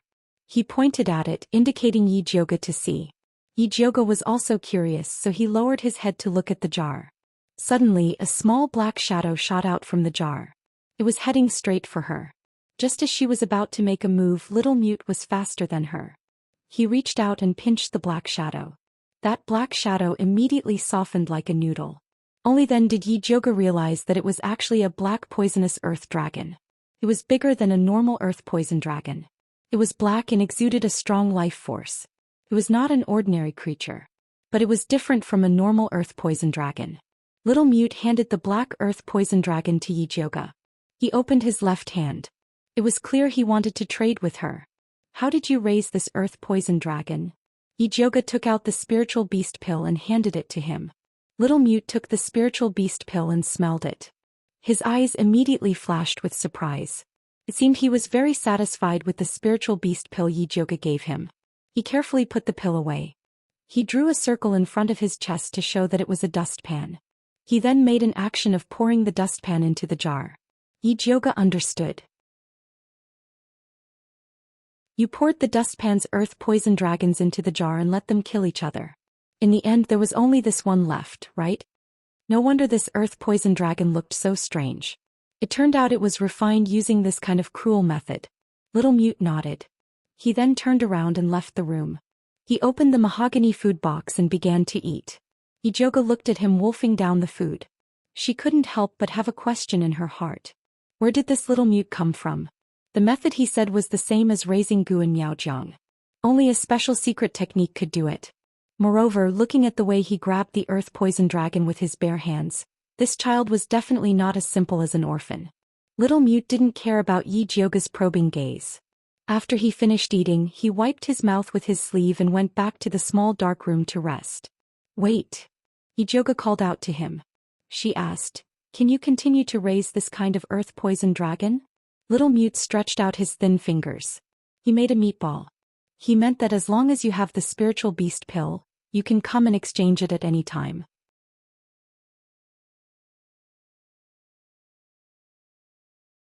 Chapter 122. I don't want this kind of poisonous earthworm, I want the normal kind. Although the poisonous earthworm produced by this method was powerful, the side effects were too great, and it was also harmful to nature, so it was not a long-term solution. Little mute hesitated for a moment and made a strange gesture with his hand. Yi Jiuge instantly understood. You mean that method is very slow? Little mute nodded again. It's okay, it doesn't matter if it's slow as long as you can cultivate a poisonous earthworm that can evolve normally. I can exchange it for 5 spirit beast pills, Yi Jioge said generously. Little Mute's eyes lit up and he nodded vigorously. If you need anything, just let me know, I will try my best to satisfy you. Yi Jioge was going to put in a lot of effort this time. Little Mute did not stand on ceremony, and after gesturing with his hands he felt that it was not enough, and used his finger to write the words, "Second stage black housefly," on the brown table with tea. You want to use the second stage black housefly as supplementary feed for the poisonous earthworm? Yi Jioge asked curiously. Black housefly was a kind of spirit herb that looked like a fly, and was usually used to treat festering wounds. Although it was a spirit herb, it grew easily and it was not expensive, so she could afford it. Little Mute nodded again. Your handwriting is not bad. Who taught you? Yi Jioge pretended to ask casually. These days, very few commoners were literate. Even Qin Zhuangtou could not read, let alone Little Mute, who was an orphan who was adopted. Little Mute's face flashed with vigilance, and he frowned and wrote another line of words. Didn't you say that you were not interested in anything other than the poisonous earthworm? A small line of words with a questioning tone, as if he had been deceived. Don't worry, I was just asking casually. Alright, go to sleep first. I will have someone send the black housefly over later. Yi Jioge immediately gave up on investigating Little Mute. Who cares where he came from as long as he could work? Little Mute carefully looked at Yi Jioge, and after confirming that she did not have any ill intentions, his little eyebrows relaxed, and he turned around and floated into the house. Yi Jioge wiped off the writing on the table, picked up the food box that Little Mute had eaten, and prepared to find Bai Songling to help him get the black fly grass. Unexpectedly, as soon as she walked to the door, Bai Songling rushed in like a whirlwind and pulled her out. Oh no, the demon poison in His Highness's body is acting up. Come with me to have a look. Let's go. Yi Jioge threw the lunchbox aside and immediately rushed to Prince Dongling's mansion with Bai Songling. Dongfang Ke was lying on the luxurious bed with his eyes tightly shut. His handsome face was deathly pale and his lips were icy purple. His entire body was as hard as ice. Yi Jioge placed his finger on Dongfang Ke's wrist and felt as though he was touching a block of ice. He was completely unable to feel the pulse. She opened her spiritual eye to take a closer look and discovered that the spiritual energy in his dantian was in a mess. She could faintly see a blurry white spider. Without a doubt, the Snow Spider King's poison in his body had taken effect. Yi Jioge raised his head and asked Bai Songling, "Why did Her Highness suddenly act up?" Today, His Majesty summoned His Highness into the palace to ask about noble consort Shi. Yi Jioge suddenly acted up after returning. Bai Songling gritted her teeth and said, "That evil woman the Empress must have done something. Her poison is unpredictable and His Highness was unable to guard against it. Then why didn't you let His Highness take the poison testing pill before entering the palace?" Yi Jioge asked curiously. If Dongfang Ke had swallowed the poison earth dragon before entering the palace, it would have served as a warning. "I forgot." Bai Songling wanted to keep it a secret, so she didn't mention it to Dongfang Quebec. "Why didn't you forget about yourself?" Yi Jioge glanced at Bai Songling. I don't talk about me. I'm already regretting it to the point that my intestines are turning green." Bai Songling had a look of regret and she almost knelt down to beg brother Yi Jio. "Help me take off His Highness's shirt first." Yi Jioge prepared to use acupuncture to save him. Bai Songling directly took off Dongfang Ke's shirt. Dongfang Ke's skin was smooth and firm, and the shape of his muscles was very beautiful. It was obvious that he had trained and was very pleasing to the eye. Yi Jioge silently glanced at him, then took out the thunderfire needle and pierced it into Dongfang Ke's acupuncture points. However, it was repelled by a strange cold energy. Yi Jioge didn't believe it and secretly increased the input of spirit energy. The thunderfire needle glowed with a faint purple light as it pierced Dongfang Ke's body. Although the needle was successfully pierced in, if she had to use spirit energy for every needle, she probably wouldn't be able to last until the end. Bai Songling saw Yi Jioge's strange expression and hurriedly asked, "Eldest miss, what's wrong?" "His Highness's cold poison is too powerful. I can't completely remove it." Yi Jioge shook his head. With her current spirit energy, she couldn't completely remove the cold poison from Dongfang Ke's body. "Then what should we do?" "Even the commonly used medicine can't suppress the cold poison in His Highness's body." Bai Songling looked at Dongfang Ke anxiously. She had a feeling that he would die in the next moment. Ijoga suddenly thought of the poisonous earth dragon goo that little Mute had just cultivated. This thing had a strong ability to expel poison, so it might be able to cure Dongfang K's poison. There was no other way, so he could only give it a try. Ijoga took out the jade bottle that contained the poisonous earth dragon goo and passed it to Bai Songling. "Feed this to His Highness." Bai Songling opened the bottle and saw the pitch-black poisonous earth dragon goo. His handsome face immediately frowned as though he had eaten a gold thread. If he really fed it to Dongfang K, he would definitely be killed by Dongfang Quebec. Forget it. He had no other choice but to save his life. Bai Songling pinched open Dongfang K's mouth and did not hesitate to feed the poisonous earth dragon goo. The poisonous earth dragon goo slid down Dongfang K's throat and into his stomach. Ijoga opened his spiritual eye and could clearly see that the poisonous earth dragon goo had entered Dongfang K's dantian and started to fight with the spider shadow. The two wild beasts were evenly matched and did not give way to each other, causing the spiritual energy in Dongfang K's dantian to be in a mess. Dongfang K painfully frowned while he was unconscious. Faint blue sweat seeped out of the pores on his body, following which he suddenly opened his mouth and spat out a mouthful of ice blue blood. The blood froze the moment it landed on the ground. It was extremely strange. Ijoga took the opportunity to insert his needles. Rays of purple light landed on Dongfang K's body. Especially on the two sides of his spine, Ijoga inserted a total of 49 needles, suppressing the spider shadow's poison. The poisonous earth dragon goo took the opportunity to counterattack and frantically devoured the spider shadow. Every time it devoured, Dongfang K would spit out a mouthful of blue blood. Slowly the blood turned from ice blue to faint red. Finally it was a bright red color. At this moment the spider shadow was about to be destroyed. Ijoga heaved a sigh of relief and his needles were slightly slower. The spider shadow suddenly expanded and actually wanted to devour the poisonous earth dragon goo.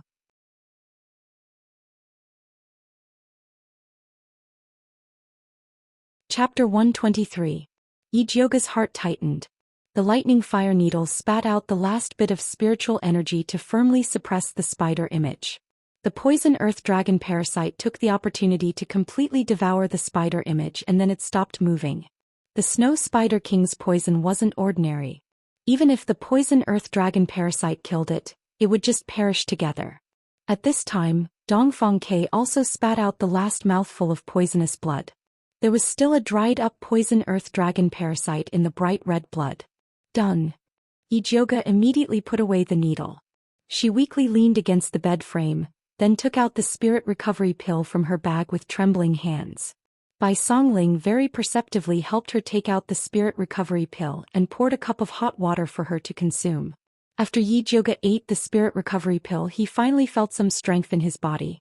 However, his right hand was so sore that he couldn't lift it. "Are you all right?" Bai Songling asked with concern. If anything happened to Ijoga, he wouldn't be able to absolve himself.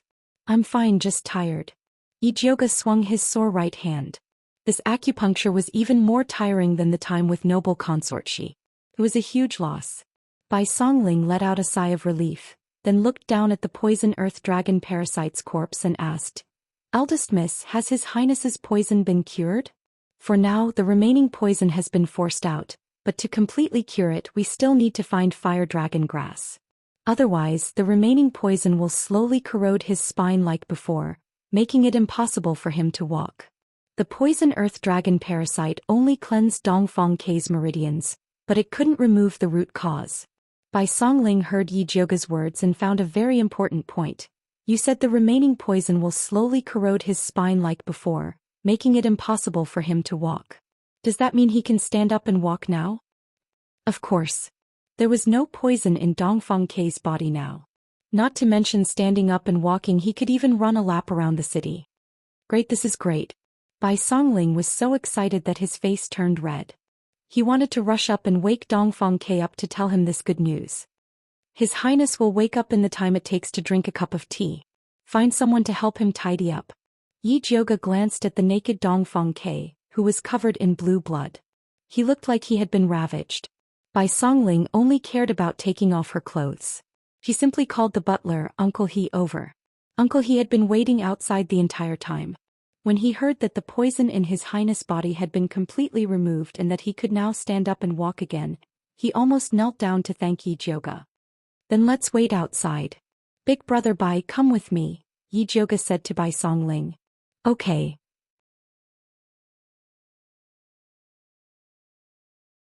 Bai Songling also wanted to ask Yi Jioge about the black poisonous earth dragon, so she brought her to the hall.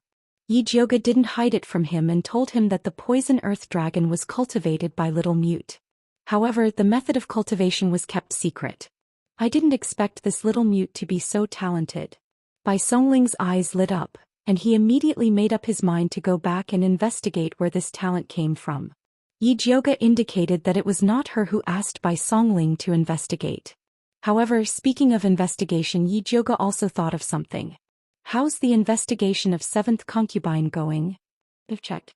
The 7th concubine in your mansion has a normal background. There's nothing wrong with her. Are you sure she's really a spy sent by the Empress? Bai Songling asked. I'm not sure. Yi Jioge was just suspicious. Recently, 7th concubine's side was very quiet. She didn't send anyone to the watering room anymore. She had secretly investigated Yuan Yang, the maid who rummaged through the garbage, and found that she just wanted to take some things from the mansion to help her sick mother. She knew nothing about 7th concubine. By the way, are Su Yufeng and her daughter still making trouble? Bai Songling rarely gossiped. After old Master Su fell, the two of them became well-behaved. They are around my father every day and have no time to trouble me. Yi Jioge said faintly. The Su family blamed Su Yufeng for bringing old Master Su, who had just come out of seclusion, to the Yi family to make trouble, causing trouble for them. Su Yufeng didn't have the backing of her maiden family. She could only put all her attention on the child in her belly, and Yi Yuxuan. Xianxia was now smart. Besides practicing alchemy every day, she went to communicate with the crown prince. Yi Mansion was unprecedentedly peaceful. Su Junqing is also very well behaved. Bai Songling said with some pity. He needs human blood to practice the bewitching skill. He won't be well behaved for long. Yi Jioge said and thought of something. Brother Wan and Yi went to Hepu County for a long time. Did they find the evil practitioner? She had been busy with Imperial concubine Xi's affairs during this time and didn't have time to ask this. They have found a lot of important clues in Hepu County. It has been preliminarily confirmed that the evil practitioner is a middle-aged man. It is said that he is dressed like a scholar and looks very gentle and polite. Is there a portrait? Yi Jioge asked. Wan Xiang and others are looking for a painter to copy, but the paintings are not very similar. Bai Songling shook her head. This kind of person without specific facial features and only temperament was the most difficult to copy. It's a pity. It would be good if the portrait could be posted on the imperial notice. These days, people still had to rely on the imperial notice if they wanted to know anything. Xiang has informed all the county governments to post the imperial notice. Let the people be careful of this evil practitioner and watch their daughters well. They can't let them talk to strange men. It was said that after the imperial notice was posted, people were in a panic. Those who had daughters at home kept a close eye on them and didn't dare to let young girls go out alone. Very good. I believe it won't be long before Brother Wan and others find the whereabouts of the evil practitioner. Yi Jioge was very satisfied. Yes, but the most important thing now is the matter of Her Highness returning to the palace. The black poisonous earth dragon has been detoxified for Her Highness. Can you let Little Mute cultivate another one? Bai Songling had just seen the power of the black poisonous earth dragon.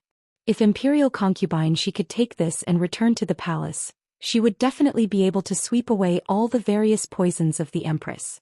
I'll ask him later. Yi Jioge also felt that it would be better for imperial concubine she to eat this. Can you let him make a few more? Bai Songling wanted to keep one for herself. This kind of thing is not easy to get. Although Little Mute looked very relaxed, Yi Jioge still felt that it was not so easy to raise such a thing. Just let him try. Bai Songling said unwillingly. What's there to try? You don't have to enter the palace. The Empress can't poison you. At worst, you can just wait until you enter the palace and take an ordinary poison testing pill in advance. Yi Jioge put the poison testing pill he refined last night into Bai Songling's hand and told him that Little Mute wanted to use the black fly grass to cultivate the poisonous earth dragon. No problem, leave this matter to me. Bai Songling immediately agreed. It was just some black fly grass. There were plenty of it in the pharmacy under the Wangfu. You're tuning in to the Zhou Xian's Legacy YouTube channel. Don't forget to subscribe and join us on this journey to catch the most captivating stories.